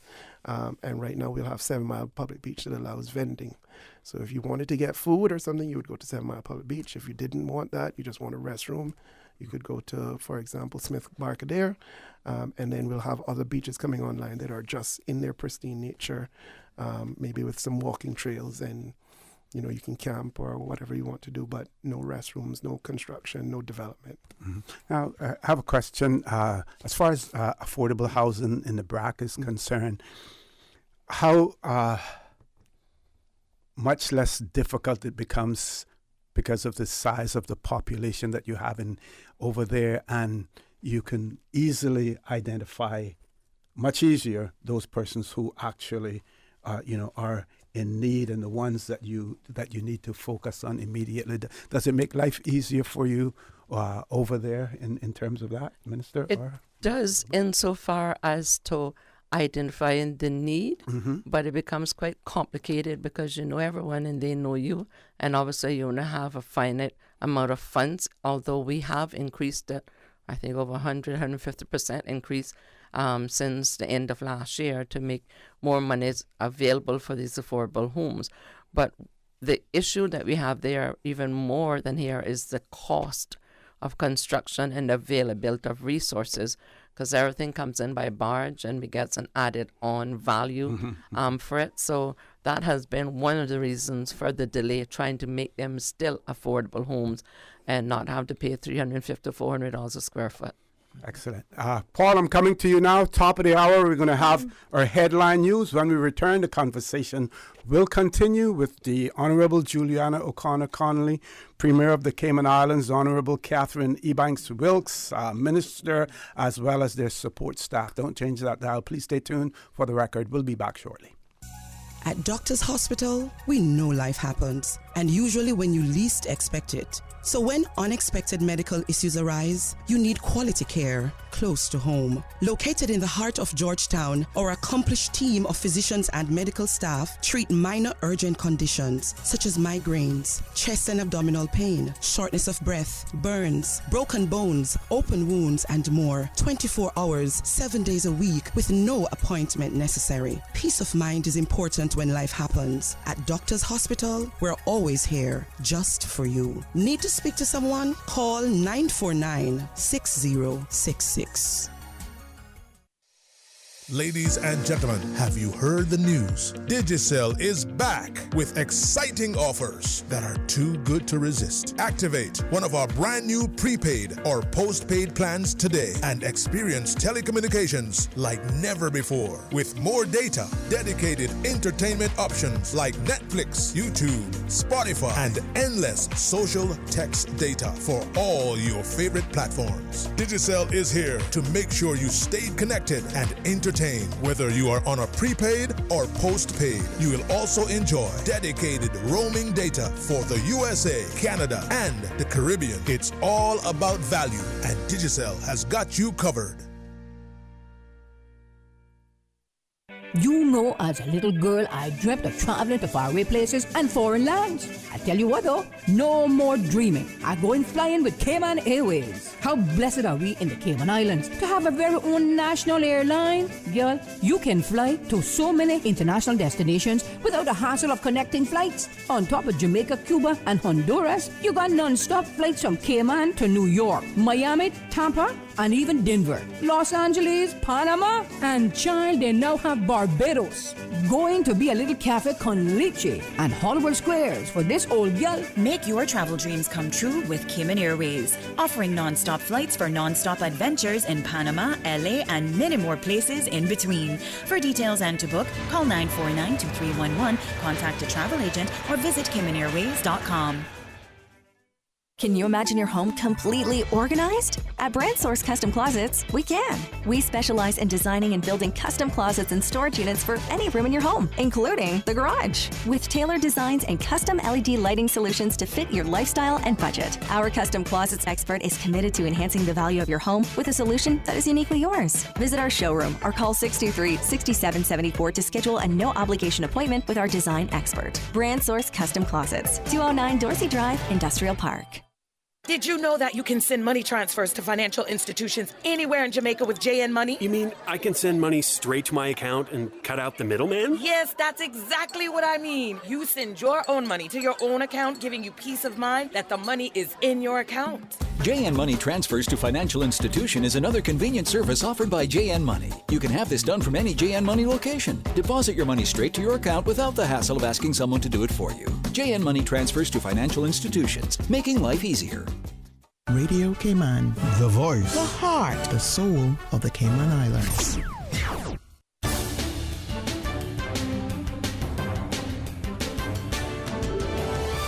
Information to the people. From Radio Cayman's newsroom, this is Headlines. Local, regional, international news. Brought to you by Health Services Authority.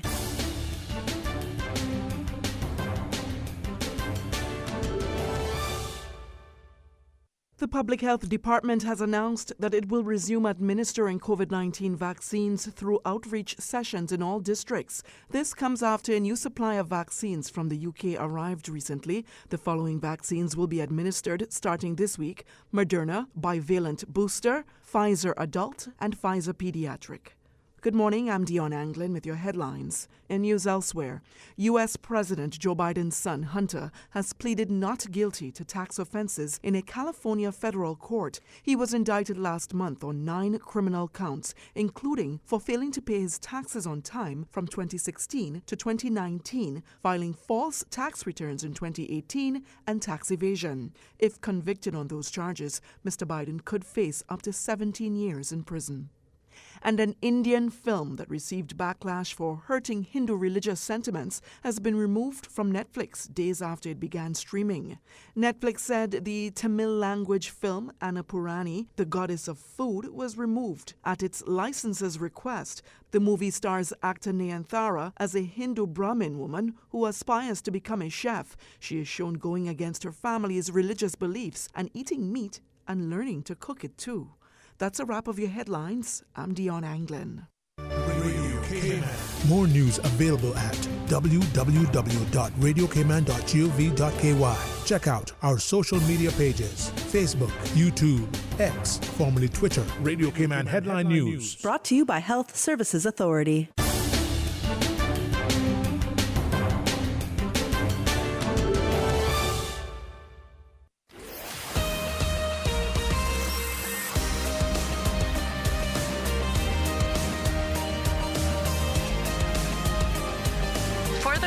With Orrett Connor. Good morning and welcome back to For the Record. The Honorable Juliana O'Connor, Connolly Premier, had to leave for an important meeting. She will return, if possible, to the studio as well, but something just came up and she has had to go to deal with that. Meanwhile, we still have Minister Honorable Katherine Ebanks Wilks in the studio with us as well.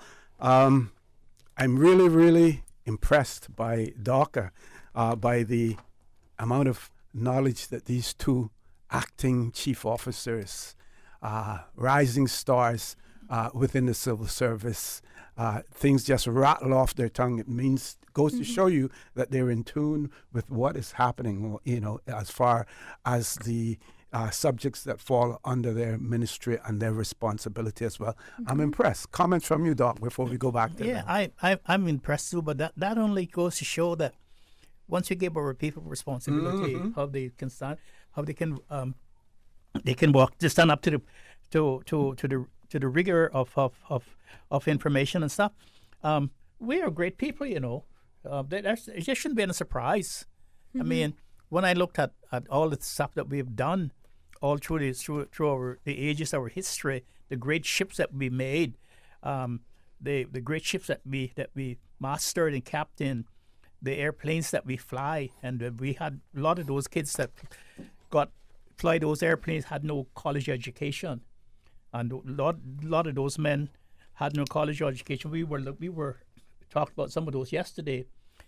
So we are a great people. We are some of us have made some great contributions, not only locally but internationally. So doesn't surprise me that when you give them the opportunity, that they will just walk into it and they will take it over and then they will manifest it in it. So I'm so happy to see that when I'm passing, that there are people coming behind that you can rely on, because I have my grandchildren who have to be administered to by people. That's true. And so you want to know that when you close your eyes, that somebody's there to carry on your estate. And the estate I'm talking about is the Cayman Islands, not my personal estate. So I'm so happy to be in the company of you younger people. Thank you very much for that, Doc. I know some members of our audience are inquiring about the phone lines being open and when. Hopefully we will be able to open them at some point in time. What I will encourage you to do in the meantime, though, is to send your questions and comments to us via WhatsApp 925-3261. Try to make them as short as possible so that we're able to share them. But the intent of this show this morning is to put out as much information to the public as possible.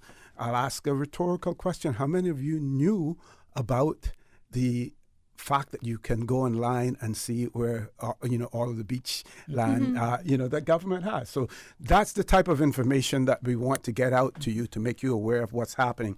One of our listeners has written and said, happy to hear some of the exciting changes to the Heroes Day celebrations. They go on to say, I hope that the government tries to buy more land on 7 Mile beach stretch.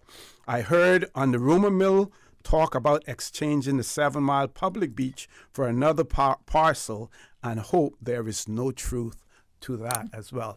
Mr. Wilbur, we're going to give the mic back over to you, and then we're going to go over to Minister Ebanks Wilks. So just to start where you left off, Mr. Connor, I can guarantee you they were not in any discussions, negotiation, talks, even rumors of disposing of 7 Mile public beach.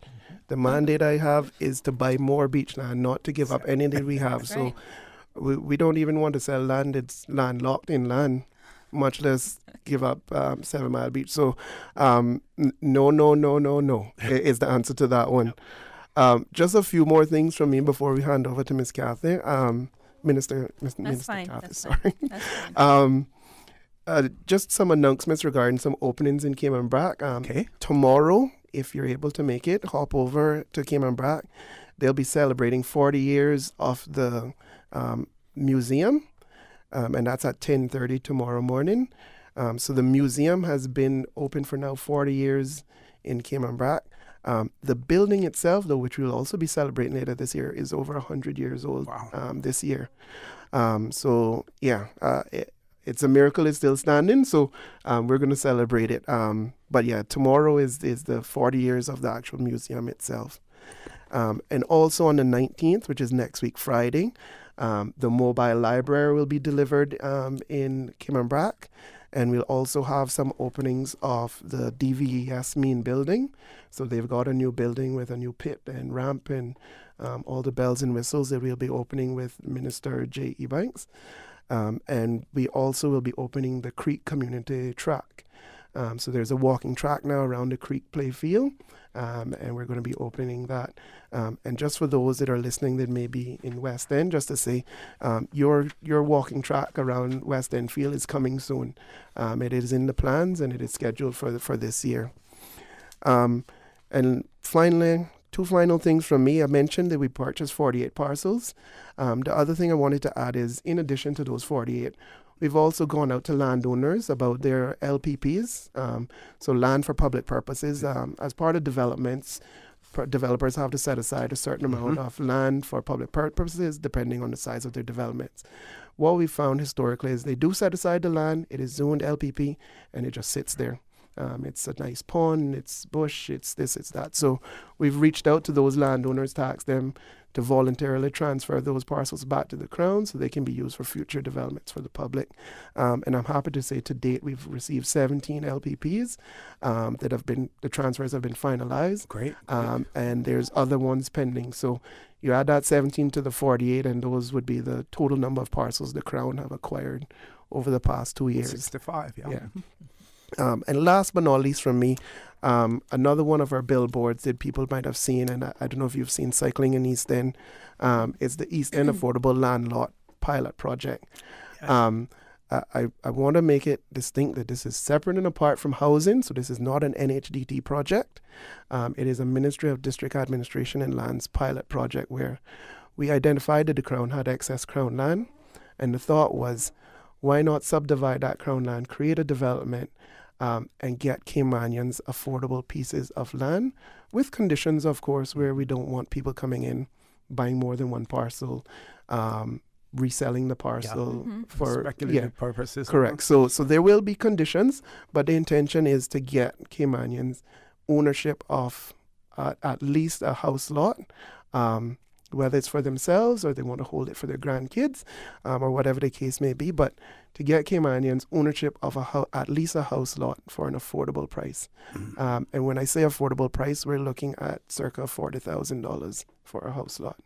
And it'll be a ready-to-go development, so you'll have paved roads, water will be installed, electricity will be installed. So it's a ready-to-go house lot, other than you needing to potentially build and build your property.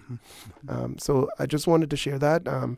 Stay tuned. We'll be, of course, putting out more information in the press about conditions, application period, what is the qualifying criteria, and all that fun stuff in the near future. But we're dripping the information out there to get people really, really interested. So when we do launch, we can close the application period in a handful of days, because we'll have enough applications. Excellent. Mr. Wilbur, thank you. Thank you very much for that. Minister Ebanks Wilks, over to you. I just want to say that every time I hear that pilot program come up, I get excited, because I know it's just the beginning of, another initiative to try to help our Caymanian people acquire home ownership, which, as we all know, has become increasingly difficult and challenging. And we have I talk to so many young people who they just feel like it's impossible to own a home or buy land. So, I'm excited to be a part of the government that is starting in East End, but looking forward to it coming down to West Bay. And one of the things that, speaking about home ownership, I was going to speak about it a little bit later, but since we're on that topic, I'm also excited. The Minister of Planning announced in Parliament, for those who are listening, but I know that we have a different audience this morning on your show. Some of the people who are listening today may not have heard, but the Minister of Planning announced that, I think it's the 24th of January, they are going to be doing the groundbreaking for the Apple Blossoms project, which is the NHDT housing development project in West Bay. And not just West Bay, West Bay Central. And so I am very excited about that. We have residents who've been living in deplorable homes for far too long. And I just want to say to those who are listening on the radio today that actually reside in Apple Blossom, a new day is coming, and 2024 will definitely be your year, where you have an improved home that doesn't leak, doesn't have mold. So I'm very excited for those Caymanians who have been very patient and long awaiting a home that's fit for purpose. And also to share some hope this morning with the Caymanians who have been on the waiting list. And I'm sure, even though it's not under your remit, ACO, welcome, I'm sure you are familiar that there are many Caymanians. I think the last I heard the list was I want to say it was over 500 people that are waiting for a home. So I think, if I'm not mistaken, that lot in West Bay Central will facilitate, I think, an additional 50 homes. So that's exciting. And even though it's only 50, that's 50 more. And we just keep working hard as a government to ensure that our people are able to own a little piece of this paradise.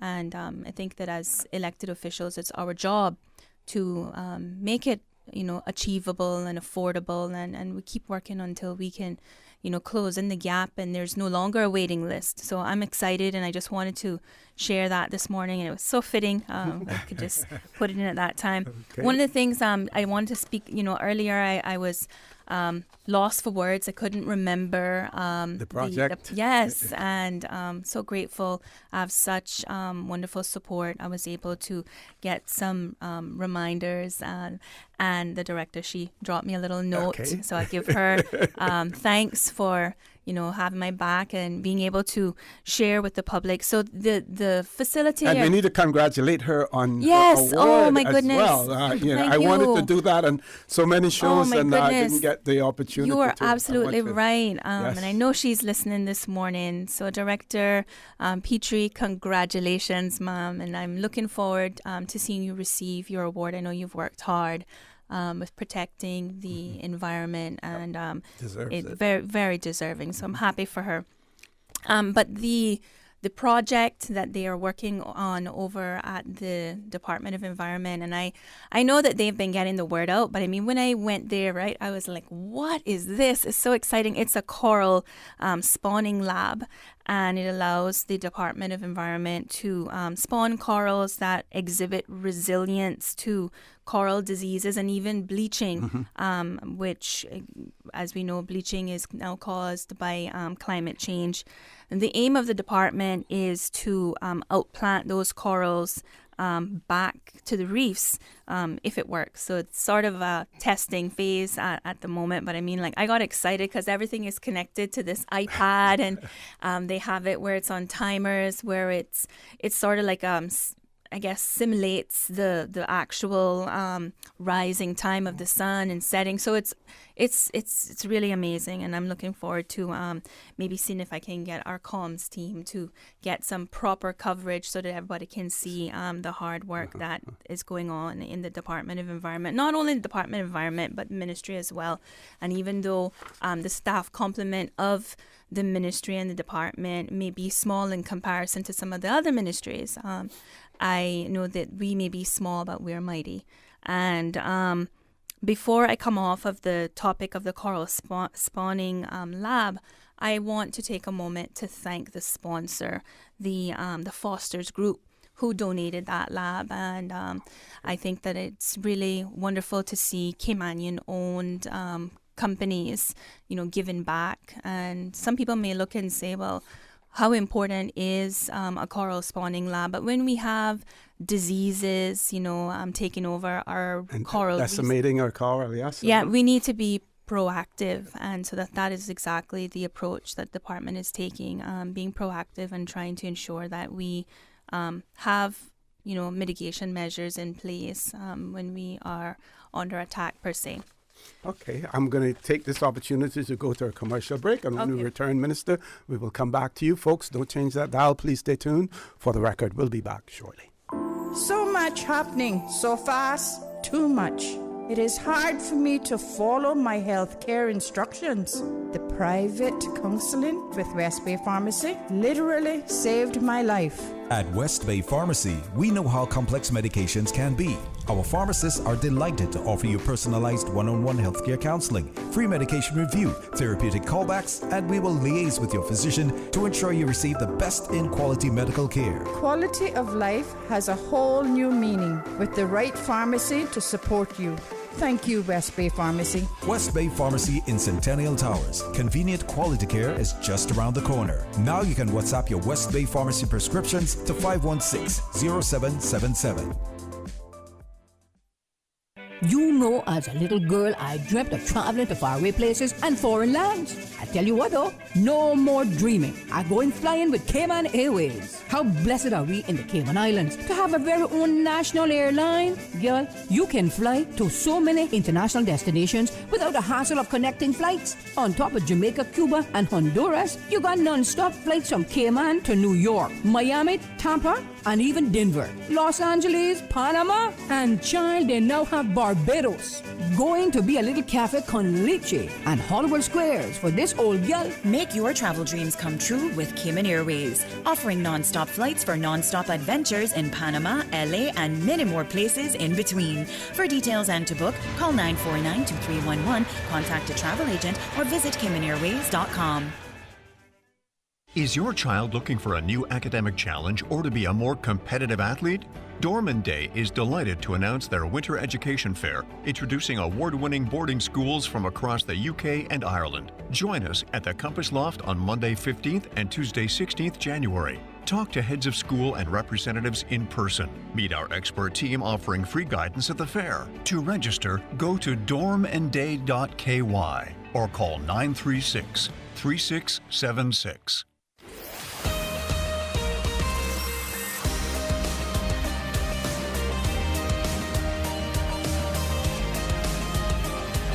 For the Record with Orrett Connor. Good morning. Welcome back to For the Record. In the studio with me, we have Honorable Katherine Ebanks Wilks, Minister, as well as the support staff. The Honorable Premier, as I told you earlier, had to leave us, but she will return if the opportunity arises.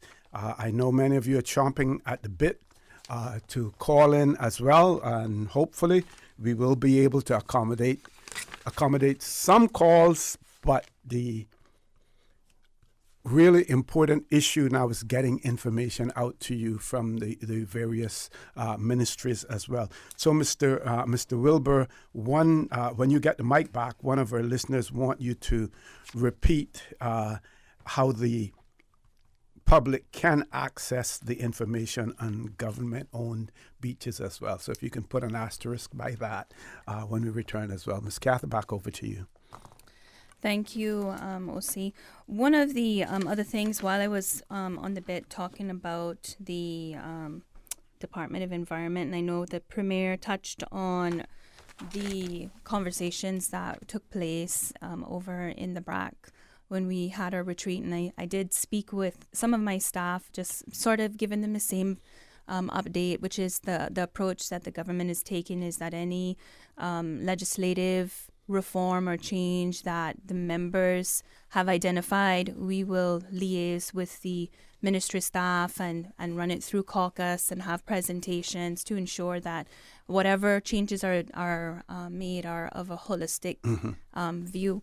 I just want to give an assurance to the listening audience. One of the things that I made a statement about, or I briefly spoke about it when I was in Parliament, was in relation to the WIS license, the Water Sports Interactive Zone license. Okay. And that is an area where originally a motion was, you gentlemen might remember, a motion was brought to Parliament.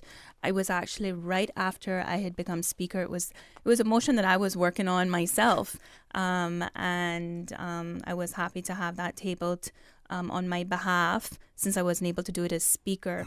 But now that I'm Minister, I've started to ask about it and see how we can implement that. And it is not as simple as just issuing a moratorium. It requires legislative amendment. So we're looking at that. But I want to give all the water sports operators out there, which, by the way, I just want to give them a shout out this morning. I just want to give them an assurance that it is something that I am going to be working with the Department of Environment with establishing the task force. And the goal that I have is within a few weeks, I'm going to have the task force established. So we'll establish the task force even before we have legislative change. And that'll just give us time to start working. I'm sure that we need to take a holistic approach at ensuring that we look at that industry and ensure that Caymanians are protected. And not only Caymanians, our stingrays, our water life. I mean, I think many of us have seen the photograph that was circulating the other day with the stingray that got injured by a prop. So these are the things that this task force will look at, ensuring that we make sure that we're not oversaturating stingray sitting just for the sake of $1, and that the people who are benefiting from it are Caymanian people. Segueing from that, sure, there's a very important lady this morning who is having a birthday. Her name is Rachel Powell. You both of you gentlemen might know her. They call her Blossom. Oh, yes. I'm from Bordentown. Yeah, she's a very special lady to me. She's my daughter's grandmother. And I just want to wish her a very happy birthday, and just want to remind her that I love her. Don't get to see her as often as I would like to these days, but it would only be fitting for me to give her a shout out today as she celebrates. She shares a birthday with you, Dr. Steve. Yeah. So she's I think a Capricorn, dedicated people. Yes, sir. She got spunk just like you. But I think there was something else that we want to touch on, Sure. the rezimbid. But before the ACO speaks about that, I just also want to just say that I know she spoke earlier about the climate change policy, the draft climate change policy, and the draft amended energy policy. And both of those, as she mentioned, are being reviewed and will be sent down to caucus for consideration and then hopefully cabinet approval. I'm looking forward, especially the energy policy, the revised energy policy. I'm looking forward to having that implemented under my term. That's something that I'd like to say I was able to accomplish, and hopefully we can do the same with the climate change policy, subject to having the approval of all members. I don't know if you wanted to touch a bit on rezimbid since we. Yes, Minister. So in 2022, the Ministry achieved 2 grants from the Resilience, Sustainable Energy and Marine Biodiversity Program, which is called rezimbid.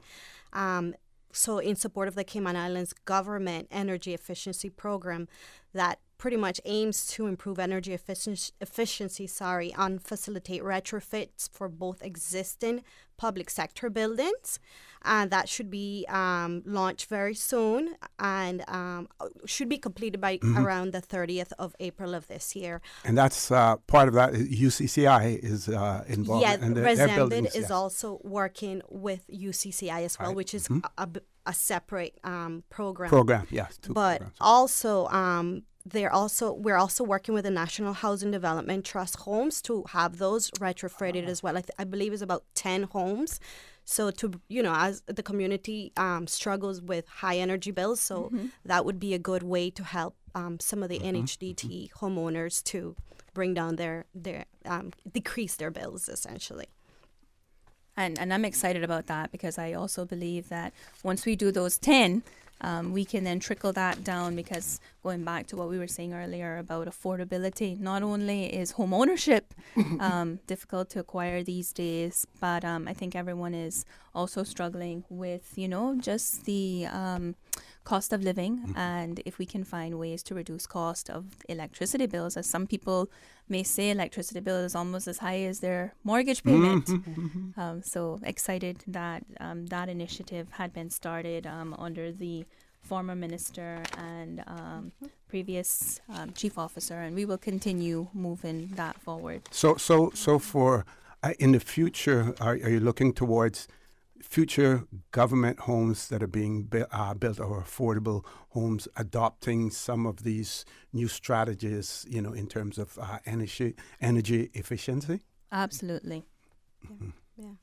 Okay, let's take that commercial break now. Folks, please stay tuned for the record. We'll be back shortly.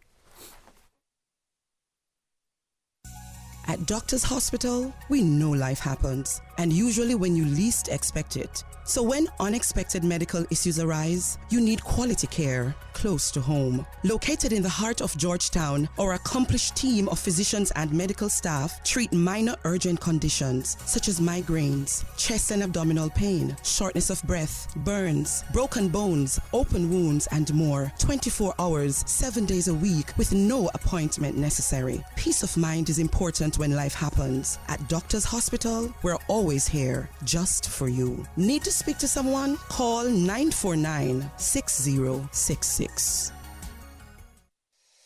Ladies and gentlemen, have you heard the news? Digicel is back with exciting offers that are too good to resist. Activate one of our brand new prepaid or postpaid plans today and experience telecommunications like never before. With more data, dedicated entertainment options like Netflix, YouTube, Spotify, and endless social text data for all your favorite platforms. Digicel is here to make sure you stay connected and entertained.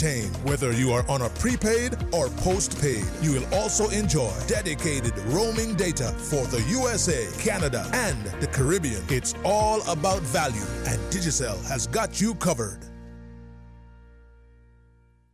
Are you feeling sick, but don't feel ill enough to go to the doctor? Ask your pharmacist for advice. Here at West Bay Pharmacy, our pharmacists have been trained to offer helpful, easy-to-understand advice on the treatment of everyday minor ailments for yourself and all the family. Anything from headaches, cough and sore throat, to cold sores, our pharmacists will know when medical help is needed and will not hesitate to refer you to your doctor if your symptoms demand it. Like doctors, our pharmacists have a professional code, which means all personal information you give them will be treated in the strictest confidence. Visit us today at West Bay Pharmacy, where we care about your health.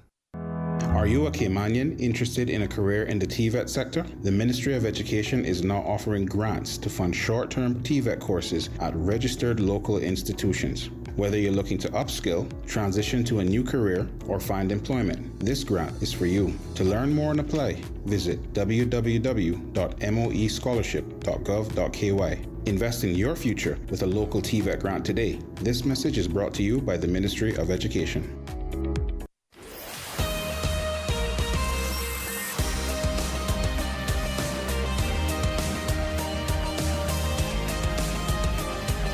For the Record with Orrett Connor. Good morning and welcome back to For the Record. In the studio with me now, we have Ms. Neyka Webster and Mr. Wilbur, welcome. Sorry, I forgot the first name there, Mr. Wilbur, welcome. The Premier had to leave, to take an important call, to participate in an important call. Minister Katherine Ebanks Wilks has also had to leave to join that as well. And let me just clarify everything for all of you conspiracy theorists out there who may be thinking that, the Premier doesn't want to respond to any callers or don't want to answer hard questions, or the minister. No, they actually had to leave. This appearance on For the Record was something that was basically hastily done as well, put together, and I'm extremely thankful to the minister and the Premier for making themselves available, and they would have remained here had it not been to have to to attend to that call that is taking place. So there's nothing to it whatsoever. Both the minister and the Premier, whenever time is available, whenever it's convenient, will be back on For the Record as early as they possibly can. Meanwhile, we have the two acting chief officers in the studio with us. We welcome you to continue to provide feedback and comments or even questions. As you know, when it comes to the political questions, the public servants, the civil servants, we won't expose them to that. They can talk about policies that have been directed to them and what they're involved in terms of those. But the political issues, they have to remain separate and immune from that as well. One of our listeners has written and said, "Good morning to everyone. I would like to thank the chief officer responsible for the Public Lands Commission for finally providing updates regarding the beach vending policy. It's only taken a year to do so. I just want to ask if they will continue to allow the illegal sale of alcohol on the beach, or will they allow applicants to do so through the proper channels, such as obtaining a vendor permit and a liquor license?" So I'll throw that right at you, Mr. Wilbur. Nothing too political or difficult about that one. Mr. Connor, and to the commenter, first and foremost, sincere apologies for the long delay. It is a new policy, and it has taken some time to get to the stage where we've selected vendors based on the empirical criteria we've set out in the policy. I know it can be frustrating for the public as well as the persons who have applied as well, but like I said earlier, I'm happy to report that we're now in a place where on Monday we'll be making announcements about vendor permit awards. Regarding sale of illegal alcohol or any other illegal activities on the beach, those were not permitted whether you had a permit or not. So throughout the past years, the RCIPS, the PLC, Work and Immigration have been carrying out joint operations at the public beach, maybe not as frequently as the public may like, but they have been carrying out those joint operations to cease those illegal activities, such as alcohol sales without a liquor license, as well as illegal drugs or other illicit activities. So those are illegal. If it's illegal under the laws anywhere, it's also illegal at the public beach. One of the things the policy also sets out is that the government's policy is that we don't want alcohol sales at the public beach. So as far as I'm aware, there's no permits that will be issued for the sale of alcohol. Permits are in several categories as set out in the policy and include things such as beach chairs and umbrellas, sundries and towels, food and juice, and crafts and other items. But there's the policy prohibits the sale of alcohol. So we don't intend to have any sale of alcohol at the beach. And like I said, once we've implemented the permits and sorted out the beach, we hope to have a well-regulated and run area where we'll have a inspector on site full time. Great. And we're liaising with the RCIPS to also have a RCIPS officer on site all the time. And we're also hoping to have someone from the public transportation unit on site all the time as well, because as you would know, a lot of the buses transport tourists straight from the cruise ship. And that can be a very competitive market, especially when they're picking up. So we hope to have all of that better regulated with better traffic flow and participation of multiple agencies down at the public beach going forward. Another question related to that. Since and don't forget to advise the public again how they can access that information in relation to public. But because of the fact that the government now, we have had some various public beaches in the various districts, is anything being done in terms of plans to try to we know everyone talks about the famous 7 Mile Beach, but to spread the tourists out to other areas and to encourage them to access beaches in other areas as well. We know, for instance, that the Spot Cemetery Beach there is extremely popular as well. I see feedback from people there who say they enjoy it, maybe because of the privacy, because it's less congested than the 7 Mile Beach. But are we looking at that? Yeah, so my understanding is the hope is to disperse tourists to different areas, especially out east. That's one of the hopes for the Pease Bay Public Beach, as it will provide ample parking. Cowood Public Beach is also a nice beach, but unfortunately its location isn't conducive to large buses and other significant amount of parking. But we do hope to, have not only tourists, but residents also. I know of Caymanians that visit 7 Mile Public Beach on a Saturday and sigh and say, I wish there was another beach that I could go to that had less people. So yes, we do hope to allow people to use more of our public beaches again, different types of public beaches for different types of people, whether they want vending or not, or whether they want restroom facilities or not. So we hope to have a full gambit of types of public beaches for people to visit and use and frequent. Excellent. Ms. Neyka, over to you. Yes, sir. So I just wanted to speak a little bit more on how the ministry has been helping the people struggling with high energy bills. And this program essentially was launched last year. It's called the CHEER program, Cayman Home Energy Efficiency Retrofits.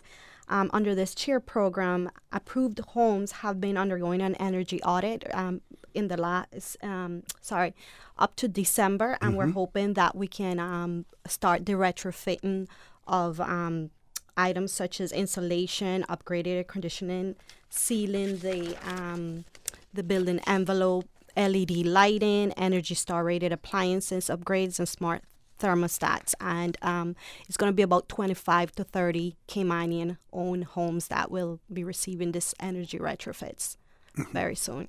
And this is a part of the Resimbid? No, that's a separate separate program. Yeah, this is being driven more by the energy policy unit within the ministry, so it's being done by the staff within the ministry. Also, the Resembid is in conjunction with the Energy Policy Unit, but we also have the Resembid consultants assisting with that program, which is separate. One of our listeners. I would like to ask you. Sure, Doc, go right ahead. If the government is engaging in any thinking about allowing alternative energy in the country, since CUC has a monopoly, for instance, no duty on solar panels and fixtures and all of those things that are related to getting energy from the sun, and also for windmills and so forth. Because it seems to me that would be a great savings. A lot of people who could live off the grid, go off the grid, and could live. I go up to East End very often, and there's a lot of properties that are in the interior that have no roads, but people could be living there on those properties that they own that are not open up yet. If they had access to the alternative energy, it seems to me that we really have to not to fight CUC, but we have to give the public a reasonable alternative from this fossil fuel generation of energy. And it seems to me that would be a good idea with all of the things that you're doing now, is to also say, okay, we're going to allow you to bring in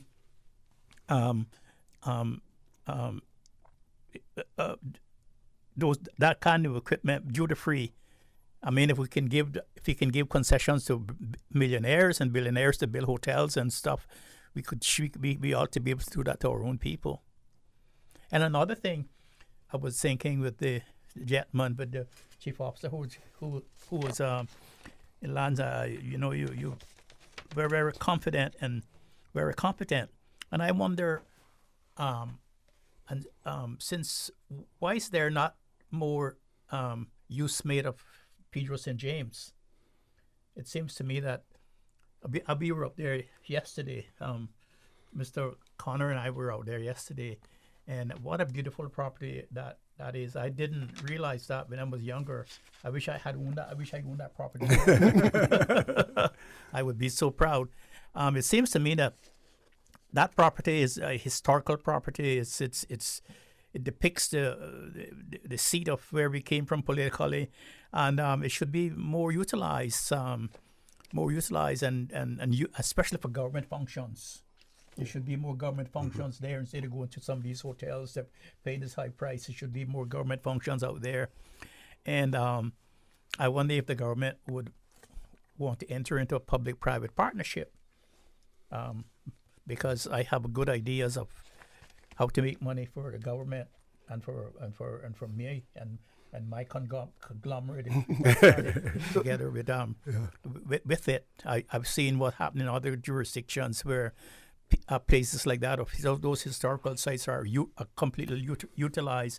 It's very underutilized, and it's such a great property. I didn't realize how beautiful it is and how important it is until I was out there just yesterday.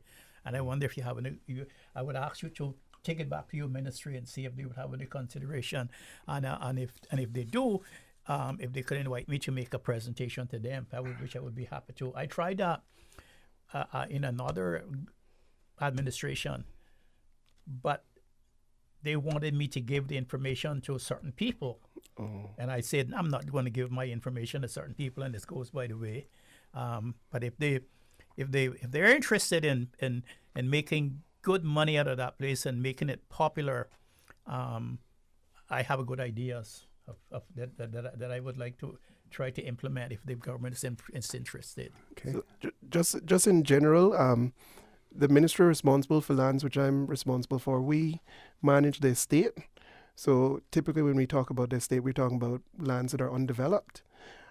This property that you're talking about, Pedro St. James Castle, I agree with you, beautiful property. But that is under the responsibility of the new statutory authority that was recently established. Okay. So formulated the Tourism Attraction Board. The new name of the authority has escaped me. But yeah, if you I would recommend you reach out to that ministry. Yes, and that statutory authority directly, because as we know, statutory authorities have certain autonomies. I agree with you 100%. Beautiful, beautiful property. Beautiful property. Yeah. I wish I would have owned that property. And I remember when I was a boy going to crabbing, we would not go near that property. We heard it was haunted. Yes. And it's a ghost on it and so forth. And we never went near that property. And I would like to live up there too. Okay, before we go to our last commercial break, and this will give you an opportunity to think about the this in terms of an answer.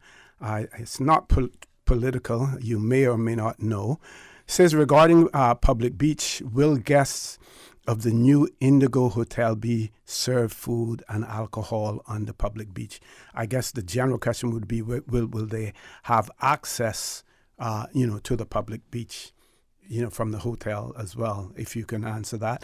And then Dr. McField, one of our listeners, wants to wish you a happy birthday. May God continue to bless you with many more.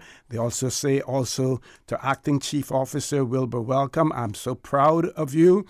Congratulations also to Miss Webster. And they say that they're also excited to hear about sports tourism as well. With that, folks, we'll take a commercial break. Please stay tuned for the record. We'll be back shortly. She hear clunk and our car stop. I was just about to send her some money, so I send it straight to her JN Money transfer card. It cost me less, and perhaps she use the card, pay the garage right away. She'll get discount through the JN Rewards program in Jamaica. This card make things easy. You can even get funds at any multi-link ATM. JN Money Transfer Card. Fast, affordable, convenient. Tell your loved ones in Jamaica about it. Sign up is free. At Doctors Hospital, we know life happens, and usually when you least expect it. So when unexpected medical issues arise, you need quality care close to home. Located in the heart of Georgetown, our accomplished team of physicians and medical staff treat minor urgent conditions such as migraines, chest and abdominal pain, shortness of breath, burns, broken bones, open wounds, and more. 24 hours, 7 days a week with no appointment necessary. Peace of mind is important when life happens. At Doctors Hospital, we're always here just for you. Need to speak to someone? Call 949-6066.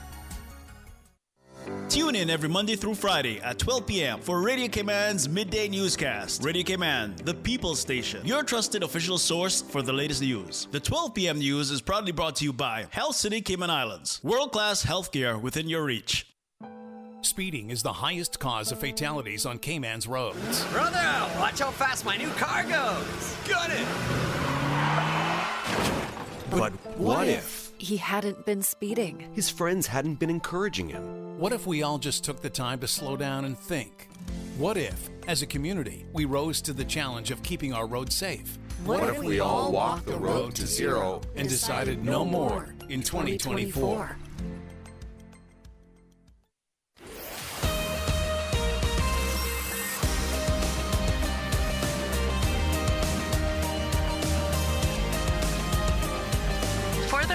With Orrett Connor.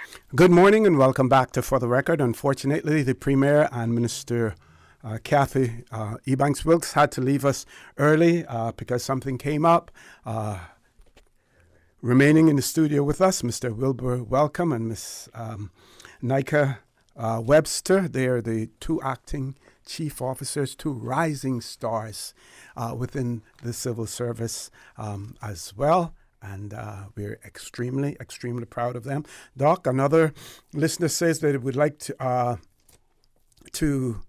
give wish you birthday greetings. They want to thank you for your continued support and contributions to the Cayman Islands.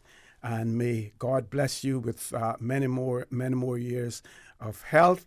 And another person has sent in to say happy birthday as well. So we want to thank all those persons who have sent their birthday greetings. Miss Neyka, over to you. Yes, sir. Thank you. Just wanted to respond to Dr. McField's Mhm. question on alternative energy being duty-free. Yeah. Last year, several alternative energies became duty-free. Items such as insulation foam sheets, low E-film, smart thermostats, and energy monitoring. In fact, the solar panels that will be installed in the 10 NHDT homes are all duty-free. So that is already taking place. Okay. Yes, sir. Excellent, excellent. Over to you, Mr. Wilbur. The last question that I had to do with the Indigo Hotel and what access and amenities will if any, will be allowed to the guests of that hotel. And just before I answer that question, I'm going to plug our website a few times. Sure, yes. So I'll put it in as much as possible, gov.ky/PLC. And at the very top of that website, there's a button to access the shoreline access map. If you want a direct link, it's gov.ky//access, ACCESS, -map, MAP. And when you get to the map, we would be happy to hear your feedback. The map, again, has buttons that show you public beaches versus beach accesses. You can sort, you can filter based on the different amenities of the different beaches. It is all 3 islands, so you can sort by island. We're very happy with the start of the map. And like I said, we'll be rolling it into a downloadable phone app sometime this year. And if they for some reason didn't remember all of those protocols that they have to follow to get to it, if they just went on to the Public Lands Commission's website, correct, they would be able to navigate their way to that. Yes, so a simple Google search, Public Lands Commission, Cayman Islands, and it will take you to the PLC's gov.ky website. And at the top of that website, there's a button, Shoreline Access Map, can't miss it. Yes. You'll click on that and it'll take you down further in the page to the actual map itself. Excellent. Regarding the Indigo Hotel, so the Public Lands Commission is responsible for regulating use of commercial activity on Crown lands. So because it's a public beach, we can't prohibit people from coming to the beach. And we can't prohibit people from bringing food or beverages. What I suspect we won't have is actual food, beverage delivery on the beach. So if someone walks out of the hotel and brought their food and drink, I can't see how the PLC would prohibit that. Where we may have an issue is if commercial activity is taking place on the beach by the hotel. So, for example, a guest is on the beach and they, for some reason, order food from the hotel, and the waiter comes down and they collect money and deliver food. That would be considered commercial activity and would require regulation from the PLC.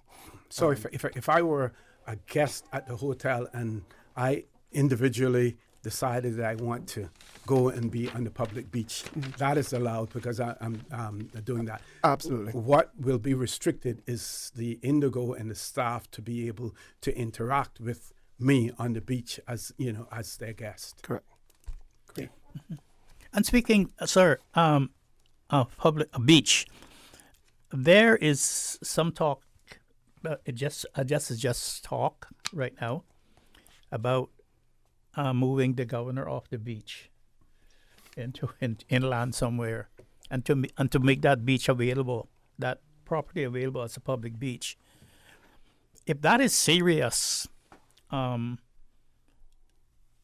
recommendation would be to find a place for the governor, for Government House, someplace up near Pedro St. James. We were up there yesterday. Yeah. Mr. Connor and I, we were talking about that. We were saying there's beautiful lands up there. 5-10 acres of land. You could put the Government House up there and have beautiful gardens and everything. And then that would make that property down there available for extension of the government beach. If they're serious, that would be my recommendation. Yeah, we haven't in the ministry been given any policy directive on that as yet. I know it has been uttered publicly, but until such time as we get a directive to find alternative housing, we will do so. But at this time, no, there's no immediate policy decision regarding moving the governor off of out of her current location. And there's a beach, I think, just after you pass Tortuga. Going around the place is a place, I think it's a place called Swallow Way or someplace behind there, and across the street the government owns some property there too, as you go where Little Black is. Okay. Yes. So you should think about that too. Taking that land. Okay, we have.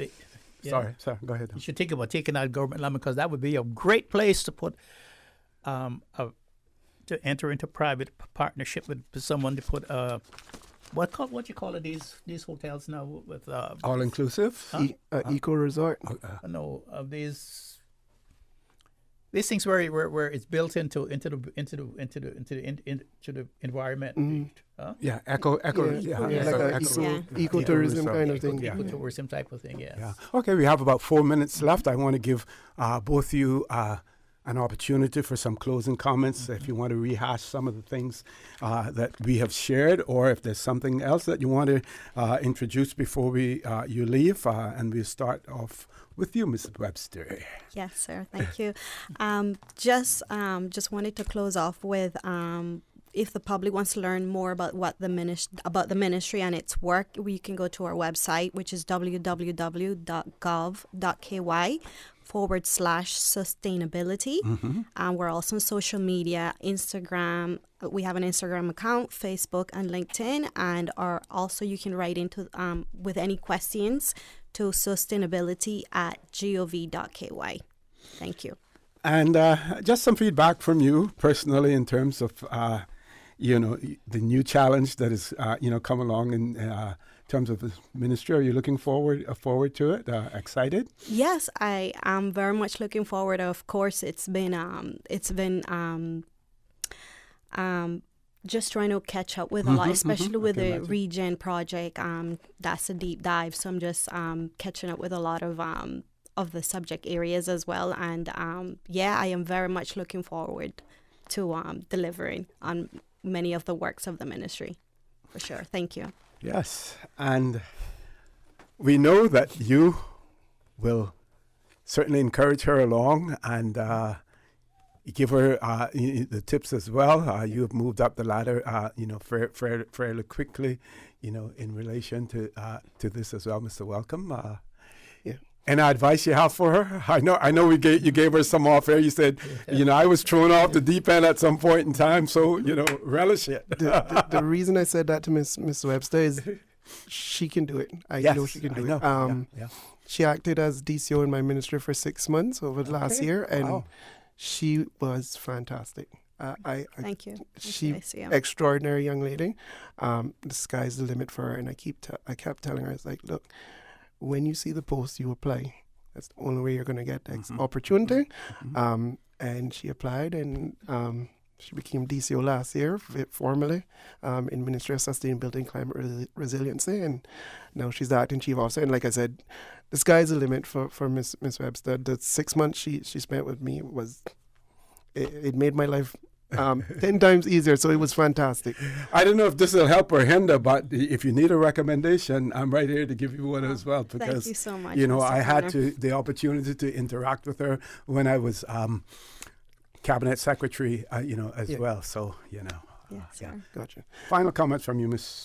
Just final comments. Again, to plug our access map, gov.ky/PLC, or a simple Google search, Public Lands Commission Cayman Islands, and it'll take you to the web page. The other two things I want to quickly mention again is the acquisitions of land that we've been doing over the past, I would say, since I joined the ministry in 2019 at least. It's something that I think not only the government and the civil servant should be proud of, but I think it's something that the public should be proud of. We do undertake valuations to ensure we're getting value for money, so we're not just out there spending the public's money, but we are buying land for the future of the people of the Cayman Islands. It's not for any other reasons that may be rumored out there. And when you see the access map and as it's updated as we add more lands, we do hope that it's something that the people will be proud of and truly cherish the beaches as well as the other properties we've purchased. The other thing I wanted to mention and again, Cayman Brac is dear to my heart now, is 40 years of the museum. So if you can get a flight over, go over to Cayman Brac, whether it's this evening on the jet or early tomorrow morning, and go, and they're going to have a viewing of a special exhibit, and you get to see some of the historical things in the museum there. And while quaint, it is a fantastic experience. So like I said, it's 40 years for the museum. That's 10:30 tomorrow morning, and 100 years for the building. So if you know it's built out of good stuff. If a little wood building that stood for 100 years, and withstood Paloma and all the other events that have happened. So if you can make it, I encourage the listening public and anyone, hop over to Cayman Brac and take it in. It is a nice trip for the weekend, or whether you're going for the day. One of our listeners posed this question. I'm not sure whether or not this falls under either of your responsibilities or the portfolios. They wanted to know whether or not is there a means to get an inspection, quote-unquote inspection, or an audit performed in cases where as many steps have been taken to reduce energy consumption, but according to the provider, which is CUC, the consumption still is increasing. I don't know. I would imagine that you would probably have to engage a company or to do that audit on your personal home or and a structure. I believe it is CUC who are the ones who conduct the energy audits and produce the report, so you can act on it essentially. So I believe that is a CUC function, and perhaps they can apply to that company. Thank you for that, Ms. Webster. Yeah. Okay, Doc, the birthday man today, I want to give you an opportunity for some closing comments on your very special day. Well, I think people are going to see me along a lot because I'm only 49. Yes. I'm only 49 now. I haven't finished yet. But what's important to me is that at my age, I'm seeing the transition that I always wanted to see when I was younger, and the things that we fought for. To be in charge and to control our own destiny. Some of the things we haven't really realized yet, like full internal control. Mm-hmm. But I am happy to say that today I witnessed the transition that's happening, and to see the competent young people that are going to be the people in control in the future, and that really, really makes my birthday today a really happy birthday. That's good. Thank you. Okay, thank you very much, Doc. One quick question we had here, and I got the answer from Mr. Wilbur. Those of you who are watching would have seen me passing the WhatsApp phone over to him. Person wanted to know whether or not government owns the beach next to our government house known as Governor's Beach. Mr. Welcome. Yeah, 100% correct. So the beach, Governor's Beach, is owned by the Crown as well as the government house properties. Okay. So both properties are owned by the Crown, hence some of the questions from Dr. McField and the public utterances about potentially relocating the governor. Okay. Well, I want to thank both of you. I want to thank the Premier and the Minister as well, for being here. We know that some of you, our listeners and viewers, wanted to engage with the Premier and the Minister as well, but they genuinely had to leave. It wasn't planned, but they genuinely had to leave. And if you know the Honourable Juliana O'Connor Connolly, she's not shy. She won't dodge any questions that are being asked or anything else. Not. So she would have been happy to remain here and to answer the questions that you may have had in relation to some topical or quote-unquote controversial issues as well. But the opportunity will arise again for that. I want to thank all of you for being so patient. Thank all of you for the questions and comments that you have provided to us as well. And again, I want to wish Dr. Steve McField a happy birthday. Continue to support your radio station, Radio Cayman. Join Sterling Dwayne Ebanks at 12:15 for Talk Today. And as usual, we ask the good Lord to bless these three beautiful, wonderful Cayman Islands. For the Record, proudly brought to you by Coca-Cola, available across the Cayman Islands from Tortuga distributors. Accept no substitutes. Taste the feeling with Coca-Cola. Brand Source Home Gallery, inspiring luxury. And JN Money. From abroad to yard. Fast, affordable, convenient. Doctors Hospital. Peace of mind is important when life happens. Doctors Hospital, always there for you. Call 949-6066. And Cayman Airways. Call them on 949-2311 to book your nonstop flights to Los Angeles and Panama. And now, Barbados. And Digicel, Cayman's bigger, better network. You are listening to Radio Cayman, the voice of the Cayman.